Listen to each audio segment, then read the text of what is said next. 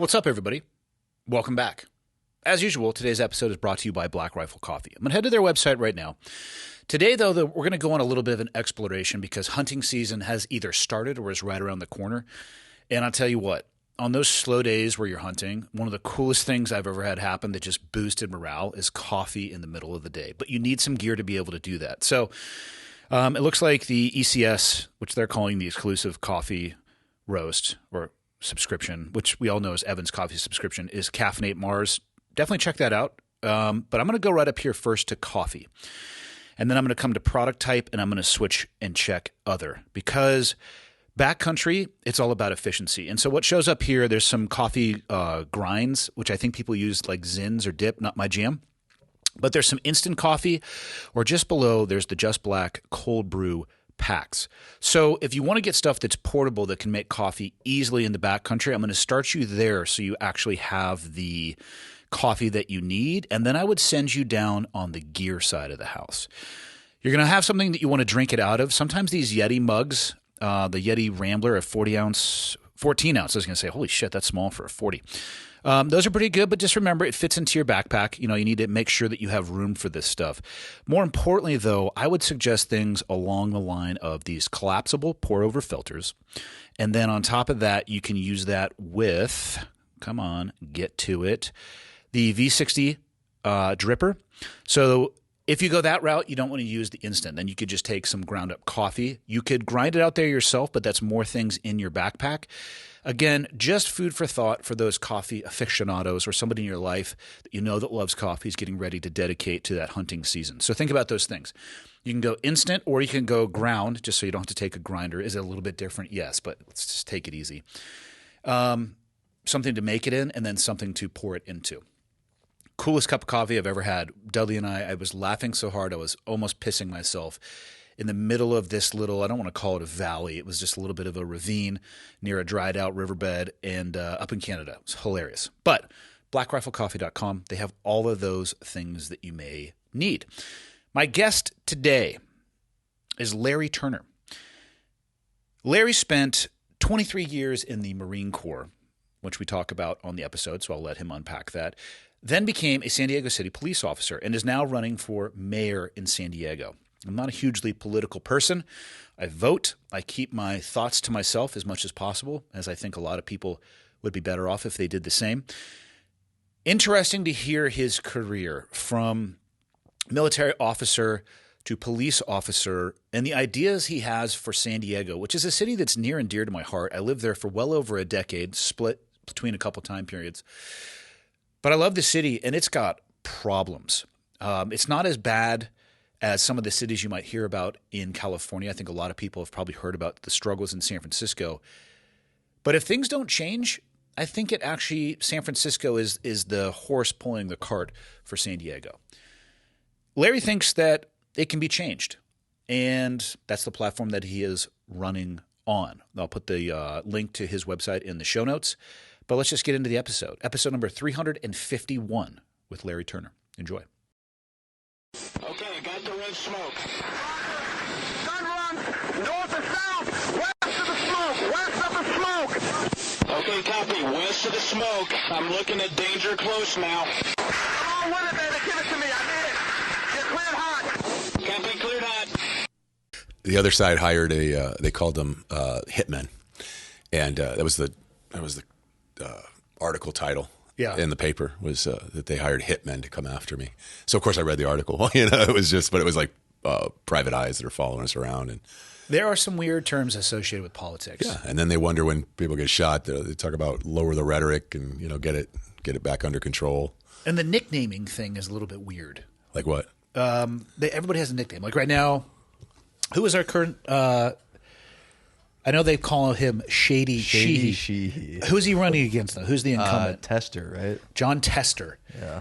John Tester is a Democrat, but even in his campaign, it's all Shady Sheehy this. And I don't know either of them by any stretch. Yeah. But that shit cascades from upstream. Yeah. And I don't understand why we do that. It's so far gone right now, man. It's really crazy. Hold on, I can plug these lights in. Hold on. Sure. All right, we're back. Where do you want to start, man? I mean, you've lived a couple lifetimes. Yeah. It was your Marine Corps service. 23 years. Why 23, by the way? Most people are like 20 in a wake up. Yeah, I had like 2 lives, like you were saying, multiple lives. And I had older kids, and I had my oldest boy was playing ball at San Diego State, and it was getting close to his last year. And so I'd said I was going to go to every game, even the away games. And for whatever reason, right around that time, ticket prices were insane from Hawaii. And so they went from like $250 round trip on average, sometimes less, sometimes a little bit more. They were $1,500, $2,000. Oh, wow. I was getting crazy. My parents were getting a little older, needed a little bit more help in California. So I was like, yeah, I just going to punch out now. They were going to let me stay in Hawaii another 3 years. That's cool. Yeah, I liked Hawaii a lot. Were you on the enlisted or officer side of the house? Officer, yeah. 23 years. Let me see. What's that put you out? I was lieutenant colonel. I was going to say, I was going to guess either colonel or lieutenant colonel. Yeah. I found a beautiful spot in Hawaii with, there's not that many good schools and people don't like going there. Military guys like going there once, but I just really love the community there. Yeah. So I wanted to stay, found a good school. So, I didn't take jobs that would have got me promoted to 06, but I was cool with it. I got some awesome kids. Oh, they're all adults now. Yeah. I got little ones too, though. I got a 3 and almost 2. Started all over. I was just going to say, yeah, that's not a choice that I would talk people out of, but I love it, man. I might caution them against being empty nesters and then full nesters. Yeah. No, my oldest is 16. Actually, my youngest is 16. Yeah. So I take my middle son to college Sunday. Yeah. My oldest is kind of off spreading his wings, and my daughter after that. It's odd to think of having babies again. Yes. Yeah. It's and cool, just though, repeating the cycle. Like, I never had hobbies. I mean, if I was not gone on a military trip, it was coaching or surfing or with the kids. So dirt bikes, really got into dirt bikes. But it was just, that was all. I didn't have an old Mustang. I was rebuilding. I wasn't going hunting. The classic garage project. Yeah, they were my project. And so it worked out good. I mean, all I do is just spend time with them now also. So there's no TV. There's no time for jujitsu. There's none of that. Yeah. There's always time for jujitsu. Well, it's funny. I'm waiting until this kid the 3-year-old gets old enough to where school will let him in out there. And, but I just started, I wouldn't even, it's a funny story before you get on, but I went. Oh, we're already on. Oh, okay. All right. It's not live. Don't worry about it. We're just recording. Yeah. So, we went out and, a couple cops are instructors, and there's a school nearby. And, hey, Larry, come on out. I'm like, yeah, I've been really wanting to get back into it. This is before the 3-year-old was born. Yeah. First freaking day, I ended up finding out I had a calcium deficiency. But I'm just rolling around with these guys. It's a bunch of dudes like our age. Well, I'm a lot older than you, but how old are you? 54. You are a little bit older than me. So it was dudes that are mostly in their some 40s, but mostly. And really cool group of like 10 guys, really chill. I thought, man, this is going to be a great group of guys. Because we all just bullshit for a little while first.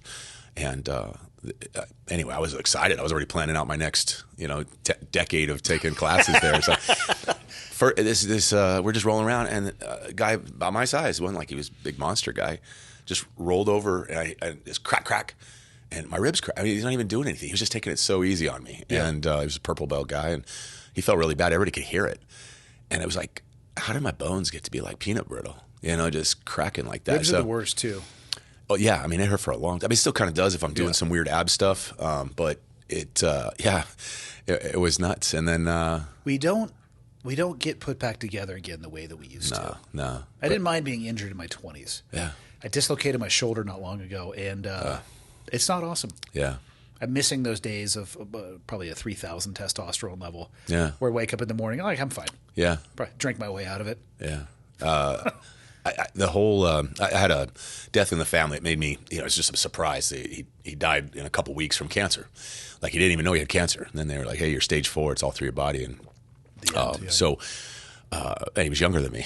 So I was like, on my birthday, I paid to go get the MRI scan, mid-thigh all the way up, so they can find that stuff. Because by the time you get symptoms, it's already really far along. So I went and did that, and there was no cancer. It was all good. But the guy was saying, yeah, you got horrible bone density. I was like, man, I played sports growing up, all this. And what do you equate that to?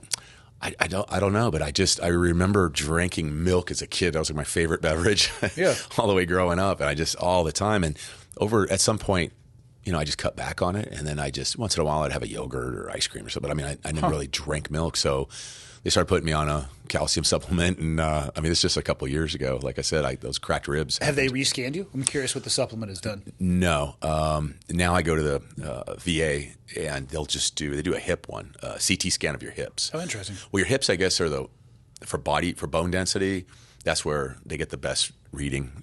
So, you might break a shin or something, but your hips have the most, I guess, pressure on them all the time. So they'll just have you lay down with your knees up and CT scan your pelvis area, and then they'll tell you. So I haven't done that. I'll probably go get another one done. Okay. And I'll let you know. I mean, I would like to think that the calcium would make a difference. I hope so. Otherwise, yeah. what are we doing here? Yeah, I know. Well, I'm scared to go roll again. That was the thing. I mean, yeah. I'm hoping. I'm pounding milk all the time. I'm taking those calcium supplements. So that by the time my 3-year-old, is old enough to go, dad can go with him and, roll around. I have banged with little myself kids. up a little bit from time to time. And most of it has been for me taking things too far, like just an unwillingness to surrender to a position or a submission. But like little stuff, like little tweaks here and there. The shoulder was the farthest down that injury rabbit hole that I have been. It seems like it's going to be okay. It seems like I escaped structural and like tendon and ligament stuff, maybe just some muscular stuff that can grow back. But it's definitely not consequence-free. Yeah. There are stuff like that. I've seen a few people now get hurt completely accidentally where neither party was doing anything wrong. Yeah. A shift, a slip, something like that. Yeah. So it has to be taken into account. It's weird about shoulders too, because I mean I've seen guys on active duty and the shoulder is so much worse than like your hip or a knee. For like dislocation, you mean? Well, yeah, when it happens, I mean the recovery from it. I saw guys that never got back to normal, but you'd see guys get rebuilt hips or an artificial knee, and everything's fine. But a shoulder, because you're not even using your arm all the time. I mean, we pick things up, right? But you're walking, you're standing on your legs. You'd think it would be a lot worse, and the shoulder just seems to be like the biggest pain when guys blow one of those. Yeah, it really sucked. Hopefully, you get a full recovery. I mean, I hope so. Yeah. I'm willing to take anything I need to make the shoulder better. Yeah. I immediately got on some peptides to try to help based off of people's suggestions. And I don't have any data because I'd never heard it like that before, but it did seem like it really sped up some of the healing process. Well, that's cool. I'll have to remember that. Yeah. I know we're always just like one bad sneeze from I can send you the stuff injury. that they recommended. I think it worked well. Yeah. I think it definitely shortened it. So, commissioning source, Naval Academy? No, just OCS. Okay. Yeah, nobody in the family had gone to college. It was like came from like a humble beginnings, and our family did originally. And where'd you grow up? California, all over California. We mostly in Central Valley for one, location, but we moved around a lot. It was almost like we were witness protection program. What did your parents do for a living? Dad was in the car business. Okay. So. Anyway, he's heard me say that a few times, and he no, we didn't move around that much, and I had to remind him. Like, I don't even remember the addresses, but like from as far back as I remember, I'm like the house with the pool, the one with this. I mean, we had like 28 places we lived. That's a lot. Yeah, and I asked him why do we do that so much? And I know we moved from town to town a lot. He was always trying to buy a car dealership, but coming from, poor beginnings, it was like you had to. Yeah, he was trying to find creative financing with an owner who didn't have like a kid who wanted to take over the business. Like he was offering his service. He was really good in the business. Mm-hmm. So it was like he'd come in, show them they could make more money.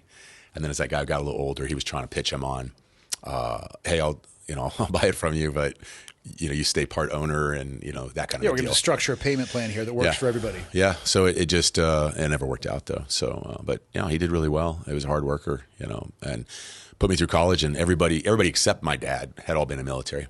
And so I wanted to go in the military, and were they all Marine? No, only one. Okay. He was the coolest dude out of the group. Had a bunch of all the other services were there, but the Marine was this guy just in an insane condition, even as an older guy. Still was. But I always thought that would have been the coolest thing to do is do the Marine Corps after hearing his stories. Okay. Vietnam era guy. Okay. Yeah. What'd you study in college? The easiest. The easiest. Poli-sci? No. I guess second easiest then. Yeah, criminal justice. Okay. Yeah. Well, that kind of probably helps you out for what you do now. Yeah, very little. I mean, that was so Isn't long it a ago. requirement now? No. So I thought it was. Every city, every county, every state has different requirements. So it's like, some places it's just a high school diploma, and most places 21 though. You got to be 21. You could go to the academy at 20 and a half so that you're 21 when they hand you the gun and the badge. But some places, I think San Jose was a bachelor's degree requirement. They like to see some, but you don't have to have it. Yeah. All right. I called up 1-800-Marines off the billboard. No, you didn't. Swear to God. They had this cool billboard. What year was this? 91. Did somebody answer, or was it a machine? Yeah. No. Somebody answered. They had these two cool. There was one with a black Marine with like lightning behind him, and he's in his dress blues, looking sharp. And there was one with a white Marine with a big wave behind him. They were just on the highway, Highway 99. Yeah. I remember it. And called that, and I just said I wanted to enlist. And they said, "Well, do you have any college?" I said, "Yeah, I just got my bachelor's degree." And they said, "Oh, we have to let you talk to this other guy." And then that guy was the officer recruiter. Did you think about going enlisted? Yeah. What was the deciding factor for you? The dude on the phone. Really? Yeah, he said, "Well, you want to be an officer?" I said, "Well, I don't care. I mean, I just want to be a Marine." He said, "Well, if you're an officer, it's kind of like being the quarterback on the football team." I was like, all right. Yeah, that sounds cool. I like sports, and I was a captain on some teams, and I thought that sounded neat. But that was, literally it was him. I found out later on, when you go through OCS and you go through your training, sometimes they'll let you go back to your hometown, like on kind of free leave while you're waiting for training, and you go and help that recruiter, like your TDY. Uniform. I remember this. Yes. So I went back and I was working with the guy, and then I find out from him that there had been a big scandal. All these recruiters were trying to make mission, right, get their numbers, and so there were dudes showing up with law degrees, and they were enlisting them, and so there's huge investigation happens, and so where if you had one college credit, even if it was in interpretive dance or basket weaving, you had to talk to the officer recruiter first. Yeah. So he would get you on the phone and be like, "Oh, I took a class on auto mechanics at the junior college." "Okay, thanks. Yeah, go. I'm going to transfer you back to the enlisted recruiter." But yeah, if you had a degree, you had to talk to them first. Looking back now and having been in charge of Marines and being able to at least see the enlisted experience, knowing kind of what both paths could have been, which one would you have taken if you were back in those shoes now, but you had that knowledge? No, enlisted, 100%. Yeah, I mean, I missed out. I would be so envious of them at the barracks, just having a blast. You'd see on Friday after, everybody secure a little early, and they were just, going out having a beer and just. I think the technical term is out of control. That too, yeah. But I was really envious of the troops, and that I didn't get a chance to do. I mean, the officers I worked with were like, some of them had famous dads, who were senators or generals, and all came from big name colleges. And I was just a Cal State University guy who, I was the first guy who went on college in the family. No mentors. There's no internet back then, right? So you couldn't look this stuff up. Like now, somebody listening to this would say, "Well, why didn't you just look it up on the internet?" Yeah. I mean, they could find anything out about any occupation in any military branch right now. Yeah. I mean, I remember going to a book at the library that was a book of like a catalog of colleges, and I'm looking around. I remember reading about the Citadel. And I saw that it was, I don't know how much it is now. It's probably $150,000 a year to go there. Back then, I think it's at 20-something thousand. Yeah. And I just knew we didn't have the kind of money to do that. And back then, Cal State schools were only like $800 a semester. Yeah, in-state tuition. Yeah, so heck yeah, I'm going to. I didn't know that the school you went to would open doors. It's just I got a degree, so that was it. I don't know if I mean, from what I have heard, I have 0 seconds of higher education. Yeah. Barely made it through high school. Yeah. But from friends or I worked with who went through the Naval Academy. Yeah. And I'm sure Marines did the same thing. The ring, Mm-hmm. You're talking to ring them, knocking. And it's weird because some of them actually do that, and I don't know if they recognize. I've been in the room where they're like rolling their fingers, and you can just hear the bottom of it or the top. I don't think it's the degree. I think it's the people you meet there that are important. Yeah, it's like a social it's club. It's the networking. Right. No, you're right on. Yeah, because it's not always the brightest guys and gals go to those schools. That is a true story. I mean, you got to have decent grades, but some of them are surprising when you see the ring on them and you know them well. But some of them are like football players, where they really bent the rules on the requirements to get in. What do you recommend for people? Say they'll listen to this and they see you in the future and say, "Hey, I do have a college degree, and I do want to enlist." What would you recommend for them, other than potentially just doing their own research? Yeah, like if you're still young, I'd say go ahead and enlist for a little while first, even with the degree. And I've heard you talk about it before too, about the value of a degree. The only thing I think I got out of it was writing skills. I mean, I could write a mean essay. And it's really helped me throughout my career. I did a lot of writing, right? When you're an officer, you're writing evals, you're doing some investigations on some different things that occur. Not the wily enlisted folk. Yeah. Yeah, hopefully it was just one of the junior guys and not a senior guy. But yeah, you do a lot of writing, and so I would tell you the 4 years to just learn how to write was kind of a waste of time. So I tell young people all the time now that hey, if you're not wanting to do something that requires the degree, you're not going to law school. You don't want to be a judge. You don't want to be a surgeon, engineer. Just you want a history degree. Read the history books on your own time. Cost you less. Yeah, YouTube a bunch of cool seminars on different issues, and become a plumber, and start your own company eventually, and just really kill it. So it's sad though that it's just such an industry out there to make money off all these people with degrees that are worthless. So taking my middle son to college on Sunday, and I'm still navigating my way through, and thankfully. I know some people were helping me with this. I tried to switch my GI Bill from pre-Montgomery to post-9/11. Yeah. But as you know, it requires 3 additional years of service. I had been commissioned at that point, so I didn't care because I did 12 years enlisted, 5 years as an officer, which the best leaders that I were ever around, I'm not going to say they all had prior enlisted experience, but the ones that did really understood the system.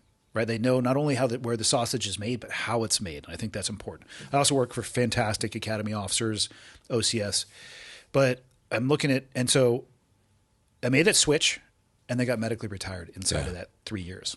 So I didn't realize that it had reverted back, and now I may not actually be able to apply those benefits over to my children. Yeah, I am being helped by people who are far higher up in the food chain than I think either you and I. Yeah. Staffers for some congressmen and senators, thankfully due to contacts that I have, yet to be resolved. But even if say I can't do that, I still want to figure out a way to get my middle son through college. He's going to go to in-state tuition in Bozeman without any debt. Yeah. Because that lending system, I don't know a more accurate way to describe it other than predatory. Yeah. You and I could not get a loan under the criteria that they throw money at young people with no ability to pay it back and no requirement to show that they will be able to. Yeah. Oh, and by the way, if you declare bankruptcy, not with that pot. Right. Yeah, it's a scam. What are we doing? Yeah, I think there's just a lot of college professors wanting to keep their jobs, and they get that system in place. It's but it is all the online colleges as well. Yeah. We got to fix that. We got a bigger trade school type of a program that's more accepted by people. Everybody feels like they just didn't make it if they didn't get their degree. And I try to tell them, there's a lot of really good companies now that are going out and just looking at who you are and your work ethic and your I think that's the way forward. Yeah, heck yeah. That same middle son and my oldest now have all started businesses on their own. Yeah. At an age where I was not thinking about doing that. Yeah. And you know where they answered almost all of their questions? YouTube. Yeah. And I'm not saying people should get a higher education through YouTube, but to deny the fact that there are alternative ways to learn and that our children are truly being brought up in that system, I don't know why we can't put value on it. Like you said, the most valuable class you had was English. The most valuable class I've ever taken in my life was for 1 semester in high school, and it was typing. Yeah. Because I use it every day. Yeah, right on. And I can still type. Yeah, same. I type really fast, and all these younger people will – God, where'd you learn to do that? And it was in high school. Yeah, but it was typewriter class. That's what it was for me too. Yeah, on a typewriter. Yeah. But what a skill that I did not at the time. I don't think it was my favorite class at the time. Yeah. And now looking back, wow. Yeah. Because I watched my dad like, what's going on here? Yeah. Yeah. No, you're right. I forgot about that. But yeah, I forget what there is value in that education. I think if you look at I've talked to my dad about this. The narrative for them was, here's your path, because this is the path for everybody. Yeah. You will go to high school. Then you will go to college and you will get a degree, and then you will start a family. Military service can enter in there somewhere, but there wasn't a lot of deviation from that. It was like A, B, C, D. Yeah. And then talking with my wife, her parents worked in academia, and of course they recommended to her, you will go to high school. You will go to college. We're in a poor economic time, take on more debt, get multiple master's degrees, and then you will go back and teach in education. I think it's time that we take another look at the value of that. Yeah. I don't want my son saddled with 6-figure debt at an age where they're not financially responsible. No. And there's no equation to it getting you more money. I was even a sucker as a a lieutenant, falling for the night school. So for us, that's 03. What is that? It's I'm sorry. Yeah. 01 or 02. 01 or right? 02 is right around that time. Okay. Yeah. All the junior officers were signing up with to work on their master's degree. So I went on and got the master's degree. Hell yeah. Busting my butt on weeknights, taking classes, writing papers. And, it's just been of zero value, other than I've got a master's degree, and if there's somebody that cares about that, but I haven't found anybody that does. I think it would uproot a lot of our very core systems to start looking at it differently, though. Yeah, but it's about time too. We're in a crazy time now with everything. So. Why not put everything on the plate? Yeah. Let's take a look at everything in the way we do it now, because the world is evolving at a pace faster than I've ever seen it. Yeah. It blows my dad and his generation away. Yeah. Let's just take a grand look at everything. Yep. And there's a lot of people not interested in that. No, they've got their roots into it. They've got their claws into it. It's the money, it's the power. Yeah. Yeah. I mean, whether it's school or politics or it's different kinds of businesses we do. But yeah, things have, everything from not just the internet. I mean, that's old school now, but with AI and it is time to do a pause and just how are we going to do this in a way that makes sense for the next 100 years? Because just to keep duct tape and bubble gumming on stuff to this rocket ship we're on right now isn't going to work. I had a conversation, Michael and I did a podcast yesterday with the oldest gentleman to ever enlist in the Army. Yeah. Take a guess at his age. Was it with the Guard or active duty? Guard. Oh, God. His age when he enlisted? Yeah. 50? 63. Oh, what state was that? God damn it, Michael. What state was It's it? somewhere in the South, right? He was a psychologist. Oh, okay. So they were, not like, hey, I'm going to be having trench warfare. Yeah. Even though I did flip the idea of having a battalion of 63-year-olds with like bazookas. I thought that'd be dope. That would be slow moving, but potentially accurate. Yeah. I remember right after 9/11, running into these older guys that were like Spec 4s in the Army and be over forward, and they'd be working I was in Intel most of the time, so I'd be in an Intel center, and like, man, these guys are old as dirt, and found out, well, I'm from New York, but I went to Alabama because they'll let you still sign up in the Guard there at like 52. This guy brought in 40 years of clinical psychological work, mostly with veterans. He was working with people all the way from World War II, Vietnam, Korea, everything in between, First Gulf War. And I bring it up because I think actually the military should be put on that platter as well and looked at through that lens. Yeah. And one thing that he was thinking about or brought up was actually raising the enlistment age to a minimum of 21 because of the impact that traumatic events can have on a brain. I mean, for men, 25-ish is for the prefrontal cortex is what is agreed upon. Women, I think we can all agree, mature faster than us at a degree that is shocking. And I had never thought of that. I'm like, fuck. Would that make a difference? Is that a proactive step that we could do up front to deal with some of the issues that we have on the back end? Yeah. It would. I mean, there'd be a hiccup there because you'd have to have that that time for it to flip over. But why can't that be on the table too? Yeah, we'd be better. That's a great idea. Are we putting people into a place where they can be more successful in an environment that might expose them to more trauma than they ever thought of because their body is literally more capable of dealing with it? I don't know the answer, but I like the idea. It's worth talking about for That's sure. what I'm saying. I hadn't heard anybody bring that up table. before. Yeah, I hadn't either. Yeah, that's a good one. I mean, you probably got a lot of friends too, the trauma that they had to deal with, and some of them, far too many, were unable to. Yeah. I also talked with him a lot about one thing that I think is really lost in that conversation about post-traumatic stress. Everybody focuses on the veteran and only what happened when they came in. Yeah. A lot of my acquaintances and friends that I know that have struggled deeply had a lot that they've had in their backpack before they joined the military. Yeah, you're right. And so it's tough though. Like, how do you, if that didn't get dealt with and then you add this on top of that and then your life is coming apart, and let's say they fall into the circumstance of ending their life, which we know far too many people who have done that. Can we really pin that on just the military? Yeah. That's a great point. Hard conversation to have. Yeah. I have a close friend who was dealing with it for a long time and just took his life 3 weeks ago. The guy, I knew he had a really tough childhood. He ran away from home at 15 because of abuse. And so when he enlisted at 18, he had a lot of history of trauma. How was he as a soldier? Was he officer or enlisted? Enlisted. How was he as a soldier? Fantastic. MARSOC. A lot of guys, you probably know who I'm talking about, actually. Well, and I do, actually, because I've seen the social posts. Okay. I've thought about this a lot recently in these conversations with my friends. If you came from an environment that was fucked, Yeah. if you were abused and you were presented with an occupation that let you go after abusers, if you wanted to frame it that way, Yeah. or prevent that from cascading down and actually going and stopping whatever you might view it as, bullying, injustice, Yeah. right versus wrong, you are going to be drawn to that like a moth to a flame. Yeah. But then when that goes away, you have two buckets that are full. Yeah. Yeah. Yeah. Tough questions. I like that exploring the age increase. I mean, it's. I have no idea if it would make a difference, but I had never heard anybody Yeah. say it, and I think it's a fascinating conversation. I would tell you that just from, and not that everyone who has no experience in it thinks that, law enforcement and military are very similar. You guys both wear boots. Yeah, You know? uniforms, boots, guns.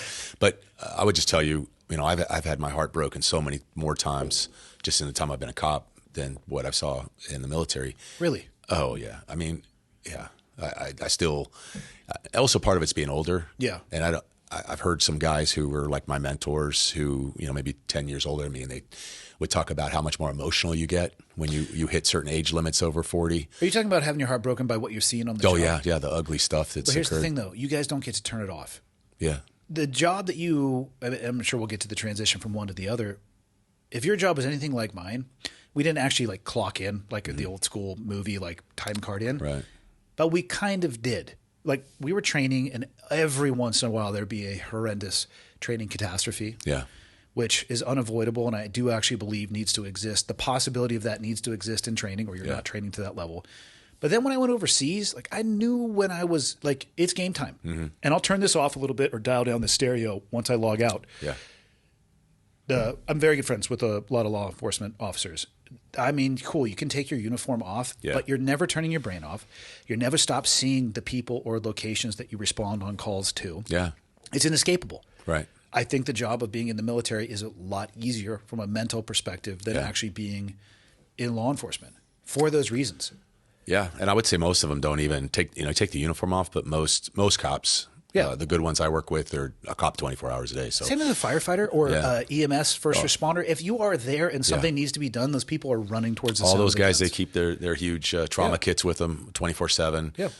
Most of the cops are fully loaded up with extra mags and tourniquets all the time, just in Yeah. case something happened at Walmart. They're just, everybody's ready all the time. So There's a cost to not having that off switch. yeah, you're right. Yeah. And I don't know how you manage that because I would be exactly the same way. Yeah. Oh, I don't have my badge on me, so I'm not going to step up in an environment where somebody Right. needs help. I'm like, come on. Yeah. That's just not who we are. No, it's a good way to put it. I hadn't thought about it that way. But the younger cops that joined right after a short enlistment in the military or right after college, I don't know how they do it. Because, like I was saying earlier, I don't know if it's a psychology thing about being older, but man, I never cried until I got older. Yeah. I mean, it's just Maybe that's not a good thing, what. having not cried. Yeah, You know? but you're just the tough guy, and you're Are we though? Well, you try to act it. You know what I mean? You watch the Rambo movies, and you try to be Chuck Norris. But For clarity, I view those as nonfiction. yeah, Just with Navy SEAls as well. yeah, Charlie right. Sheen. Oh yeah, I love that. Yeah, chapter and verse. No, what was the old bar in Virginia Beach that they filmed that movie? Oh, fuck. Ready Room. Yes, and yeah. it was a real bar. It was Yeah, I not know. far from where I no, used I to lived live. right. Me Yeah. too. Strawbridge. Yeah. Yeah, I was stationed over there for a while. Yeah. Yeah. I never went in. Oh, I couldn't do it. I drove by it every day on the way to Lynn Haven Mall. I was so let down by the reality of the SEAL Team Force, that movie, that I couldn't go in there and jumping do it. off out of the car over the bridge. Not a single time. I've said this many times. The only accurate portion of that movie was the guy waking up shit-faced in the ocean. Okay. That's it. That's He's good. hammered. He's Yeah. like, "Where am I?" Yeah. With a stripper's high heel. Pretty accurate. Yeah. Everything else, mustache, handlebar mustaches Yeah, and yeah. MP5s. God, I wish it was true. I Yeah. wish I could tell you Yeah. that was true, and it's not. Wow, we could tell all really good stories if I wasn't running for office. Yeah. Yeah. We'll get to that. I mean, so what were you probably 03 on 9/11? Yeah. Yeah. What was your role at that point?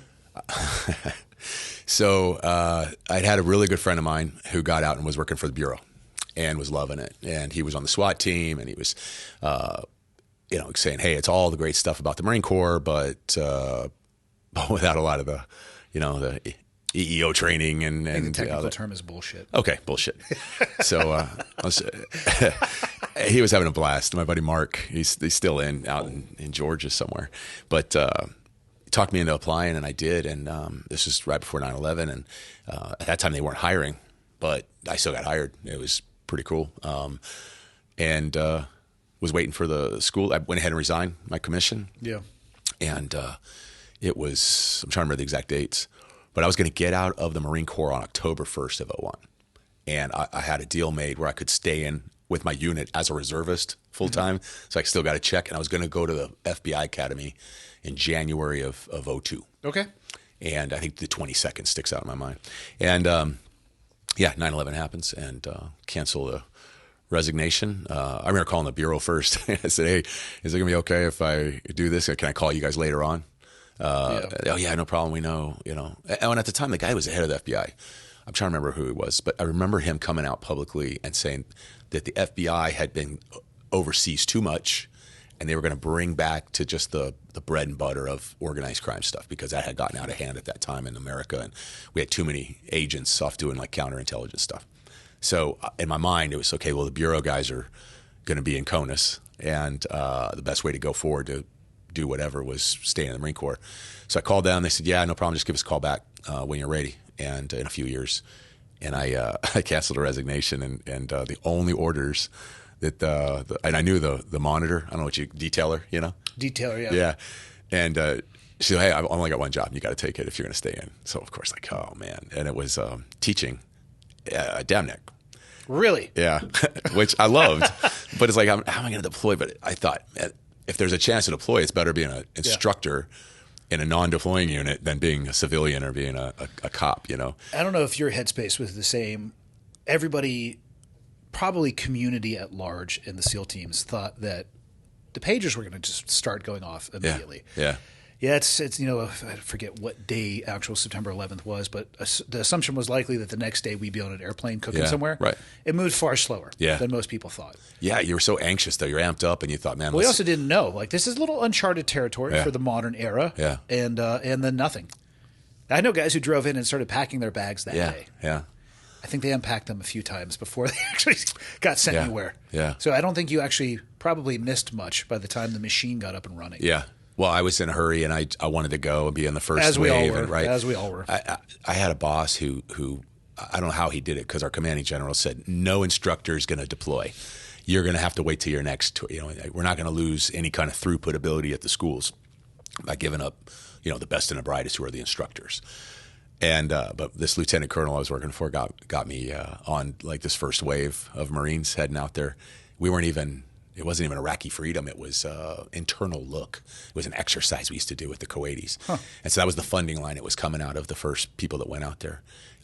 So I got out there kind of early, and I was all excited about it, because we're just going to go to war, and it's going to be over in like 9 months. And so, I just remember when it was my time to roll back out. Same thing. The guy going to replace me was another instructor, a buddy of mine, Scott, and he's calling me out forward, and man, I want to get out there right away before it's over, because we're almost. We just took over Baghdad, and so it's over, right? Remember the victory stuff and the parades and the mission accomplished, right? So he was just really wanting to hurry up before the war was over, and so I even left a little early so that Scott could come and replace me. And then it's like, holy crap, man, this thing's going and going. It's dragging. Yeah, and, decades later, right? But at the time, thought it's going to be like a Gulf, Desert Storm kind of thing. And so it was like, hurry up and get out there kind of thing. Yeah, let alone stack the enduring war in Afghanistan on top of that. Yeah. Where'd your career take you after that rotation? Oh, yeah, I was still at the school. Actually, I went back. I headed up the schoolhouse there. I ran a school for all of the intel officers in the Marine Corps. I used to help teach some of the Navy courses. Mm-hmm. Yeah, you've been there, like way down on the southern end, like close to Sandbridge. Yeah, the building there in Namitzi, Navy and Marine Intel Training Center. I think they changed the name of it. So they used to call them. Oh no, it's still ratings. I was in OS, so I went to the Operations Specialist School on Damnick. Yeah, and then the IS Intelligence Specialist School, which is actually honestly was probably that building. Yeah, it was. Yeah, it was combined. So a Navy captain ran the school. There was like a Marine lieutenant colonel there, but so I ran all the captains going through. The Marine Corps did a little different. You had all your specialties of human intelligence and signals intelligence, and then when you became a captain, you usually kind of became a jack of all trades. So you Yeah. learn a little bit about everybody else, and you got a new designation. So I ran that school for a while, taught a number of people who are probably still in and doing some neat stuff. Yeah. How about after that? Where'd the rest of your career take you for those 23? Hawaii. I kind of really wasn't around the Marine Corps much after that. I was doing agency stuff, mostly the National Security Agency. And there was a site in Hawaii that I was in charge of all the Marines kind of in the Pacific that were doing that work. And I had guys in lots of countries. Were you working with Mr. Russian citizen right now? Was he over there with you? Snowden? Yeah. I had three guys. Did he come into your office one day and be like, hey, can I borrow a thumb drive? Thumb drives are not permitted in those. Oh, yeah. I know, but I saw the non-documentary where I think he snuck it in his coffee cup. Yeah. Well, I won't talk about all the thumb drives and the cargo pocket skiffs and all that stuff that happens. Yeah. But that's where he was, right, at some point in time? Yeah, he was there. I had 3 guys that worked in that building with him doing that stuff, yeah. So I had guys in lots of countries out there. Some of them, we weren't even supposed to have relationships with, so I would travel around a lot. I loved that job. That was great, working with different government agencies, other governments agencies, and traveling around not in uniform and doing that whole thing. And it was just a good time. Is that kind of what limited your probably progression up the ladder of rank? Yeah, that and other things probably too, with just not taking some assignments. I just on our side, you have to hit these mandatory career wickets. Yeah, but if you do, it my description, not the military's, and the way I look at it, there are some awesome jobs to begin with, and then you have to go on this really circuitous path that you may not want to. Right. Doing things you may not want to, so maybe you can put like 05, 06 on one day. Yeah. And the people who don't do that, who it seemed like you might be in this category, is you find something you really like and you specialize, you do a really deep dive, but then come with the advancement boards and reviews, you don't get picked up because you didn't hit these stupid wickets along the way. Yeah, and they don't see the value of that. So there'll be guys on the board who are infantry or tankers or whatever, they might be pilots. And when they're reading those fitness reports, your evals of things that you either did or didn't do. But they, as a commander or general over infantry or over fighter pilots or whatever, they know what those kind of evals look like. And so when yours comes across, and a lot of times you had a classified... Yeah, it's redacted. It's redacted stuff in there. All the cool stuff is missing. Or you had a classified fitness report and an unclassified. Well, they only saw the unclassified, and so it sounded boring. Or they do this with your record. Yeah. And they slide it to the side. Yeah. So I saw some amazing guys who didn't even make major. I mean, they didn't make 04. Yeah. They were on the human side. Yeah. And which takes, in my opinion, a lifetime to master. Yeah. To expect that person to balloon out of that career path, to hit mandatory career wickets so they can wear a different color device is insane to me. They're still serving the country, but now they're working for an agency doing it, because, boy, some of those agencies will just swipe you up when they see how stupid the military was for not promoting you. Well, you've been working in their systems for a long time. You went to school with them. You went to all the same schools that they went to. They're like, how about you just switch this for a sport coat and we're totally good here. Yeah. Also, you make more money now. Yeah. And it's more fun. I mean, they get to go do some really cool stuff. So I kept the uniform on, but I kept in different agencies have more or less military people working for them. And so, sometimes I'd be working with only civilians or with I'd have teams that I was in charge of, and it would be a lot of civilians working for me, and me a few military guys, and then a handful of foreigners that were working for me that were usually the Five Eyes guys, so some Aussies and Kiwis and stuff that were working with us, but. So some really neat stuff. But when they'd see a report, one of the funniest lines I heard was, I was a collection manager at one point in the war, and it's a pretty important job. You are tasking all of the intel collection out there from, a guy on the ground, pretending to be one of them, asking him to go find out something, a satellite to take a photo of something, whatever, drones, listening on signals, intelligence stuff. And you're tasking that stuff to bring you the information you need. And it says, the unclassified report will say collection manager. And so these Zero generals, context. well, they're like, what's he collecting? Baseball cards and stamps? Yes. They have no idea what you're doing. So, you don't get promoted. Yeah, you just get swept to the side. Yeah, right. That sucks. But I was happy with it. My rank was good. I was. They were letting me stay in an area where I really liked it. I was stationed in Hawaii, and there was only a few jobs out there, and nobody wanted to come to Hawaii. And I loved it out there. I loved the work I was doing. I got really good with a lot of the China and North Korea stuff, and worked in North Korea, or not North Korea, in South Korea a lot. Yeah. Yeah, I just became smart on that. And once you do, you get that brand on you that you're the Korea guy. So well, they need the specialists, but also don't reward people for specializing. Yeah. It's a diametrically opposed system. They're saying one thing and doing another one, and they expect some random person to figure it out in the middle of their career? Yeah. Okay, I wonder why there's problems. Well, most of the time it's accidental how you got there too. You took some orders and then you became smart on that subject, and now that's you for the rest of your life if you want to stay. They can't replace you at that point. Yeah. So how many years did you spend in Hawaii? With about a 2-year living in Korea, but still being in Hawaii a lot because I would fly back to Hawaii. But it's probably about a 12-year period there. That's unprecedented for people military-wise. Right. And officers, at least in the Navy, they're on 2-year cycles. They were going to let me stay there longer. That's awesome. So when you get like older and you got older kids, nobody wants to move their kids around high school age. The wives maybe have a job, it's that sort of thing. So nobody wanted to come out to Hawaii. Plus you heard schools are horrible in Hawaii is what they heard, which is not the case. My kids had a great educational experience there. The sports are great. I love the community there. Yeah. You'd hear a lot of people would say, "Oh, you're going to go there and all the haoles are going to get beat up." And it's like, no, you're not. Maybe if you're an asshole. Yeah, that was it. That was what it was. If you're at the DMV line, things there are just a little bit slower, but it's cool. I mean, it's just laid back, and I dug it. I could have, lived there forever. I would have never gotten island sickness or island fever. Time's a real thing? To a lot of people. Just dump it in neutral or second gear and just enjoy it. Dude, there would be people there that they've been on the island like 2 months. I've already seen everything. No, you haven't. There's all the waterfalls and there's trails, and each city had different kinds of vibe. Like one was a little more of this kind of culture, a little more of that, a different wave breaks, on the different shorelines, or different kind of snorkeling and the spearfishing, just everything. It was an amazing experience living there. I could have stayed there forever, but some people, within a year they were really wishing their tour was over, and they were the complainers about that, and they would get treated bad as you should. If I came here, I hadn't been here before, and I'm here just mouthing, and just talking trash about how people drive and how that hamburger was messed up. Just people aren't going to like you. You're the outsider that came here and you complain about their culture. It's the same thing over there. People complaining about, maybe the DMV was a little slower than normal, and you mouth off about it. Yeah, you're going to have some friction. Yeah. How'd you land on law enforcement, changing from the intelligence world? Obviously there's an aspect of that in law enforcement, but kind of a career shift. Yeah, big time. I could have stayed, kept doing what I was doing in the intel world, and had some cool job offers there. But none of them would have been back in San Diego. I almost said back here. I was just in San Diego this morning. No one knows where we are. Maybe we are. Yeah, we're in San Diego.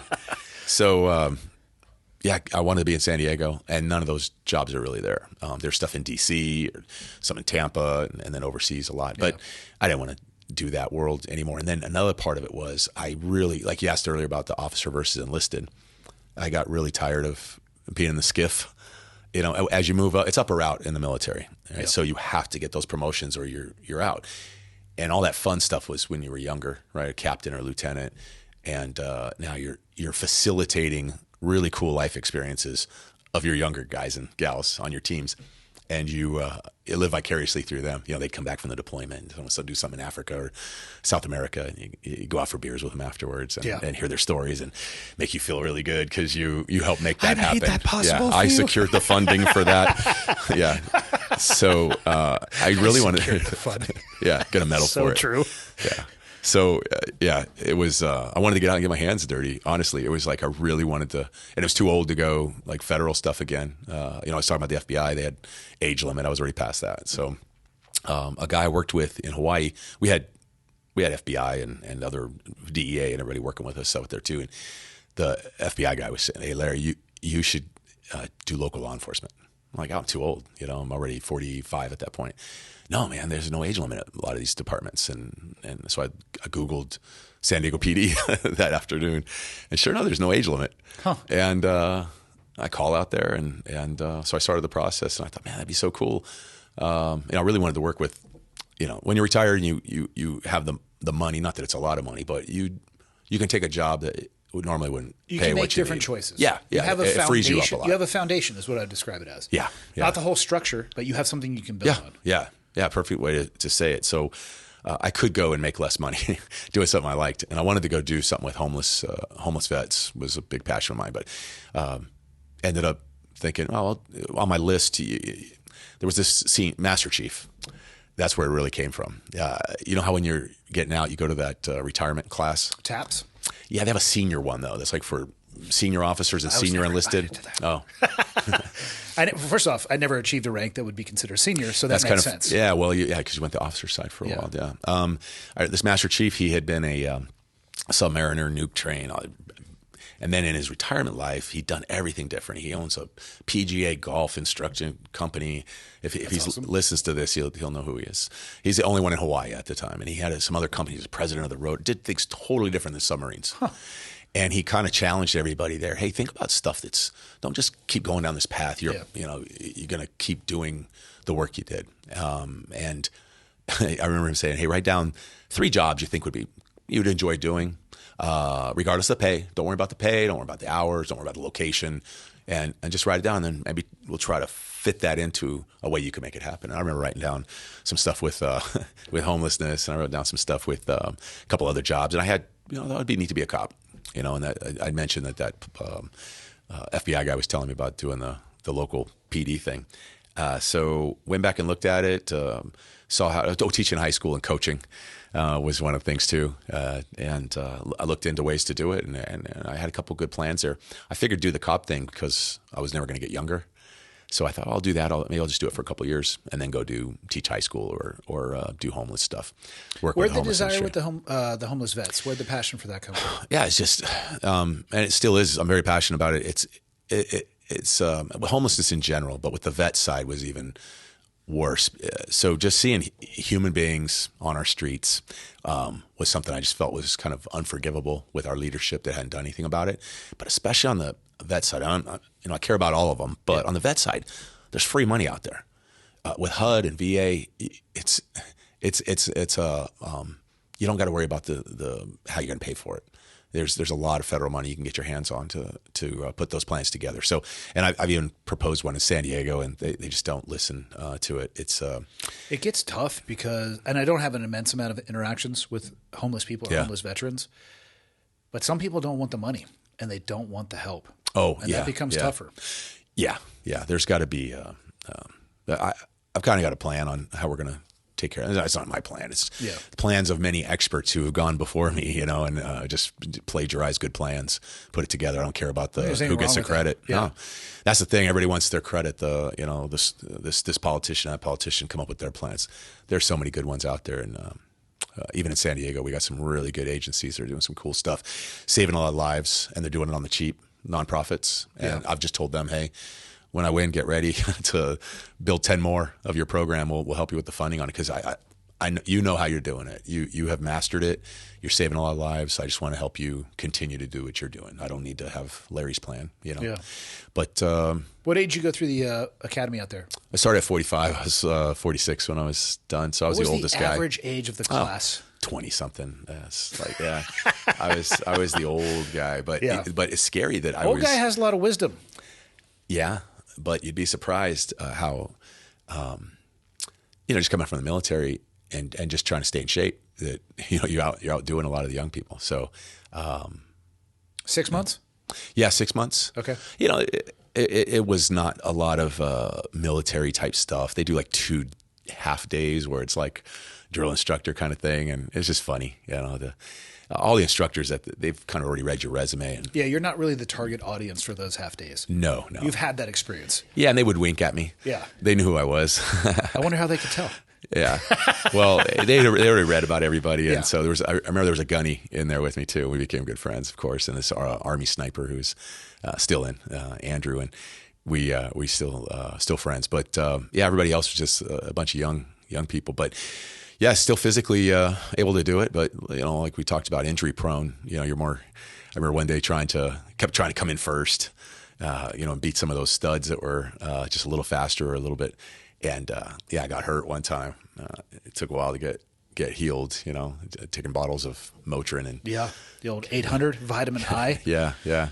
So But And yeah, I then made through that. After that, you like in a patrol car. Yeah. Something you have, what do they call it? A training officer that comes with you. Yeah, like 6 months of training officer stuff. Yeah. And then. But you started right at the bottom, like everybody else. Yeah, and they warned me about that too. I remember the lieutenant who was doing the final interview. He said, "Hey, we've had some senior people come through from the military." He talked about a couple like 06s that had been, and they quit.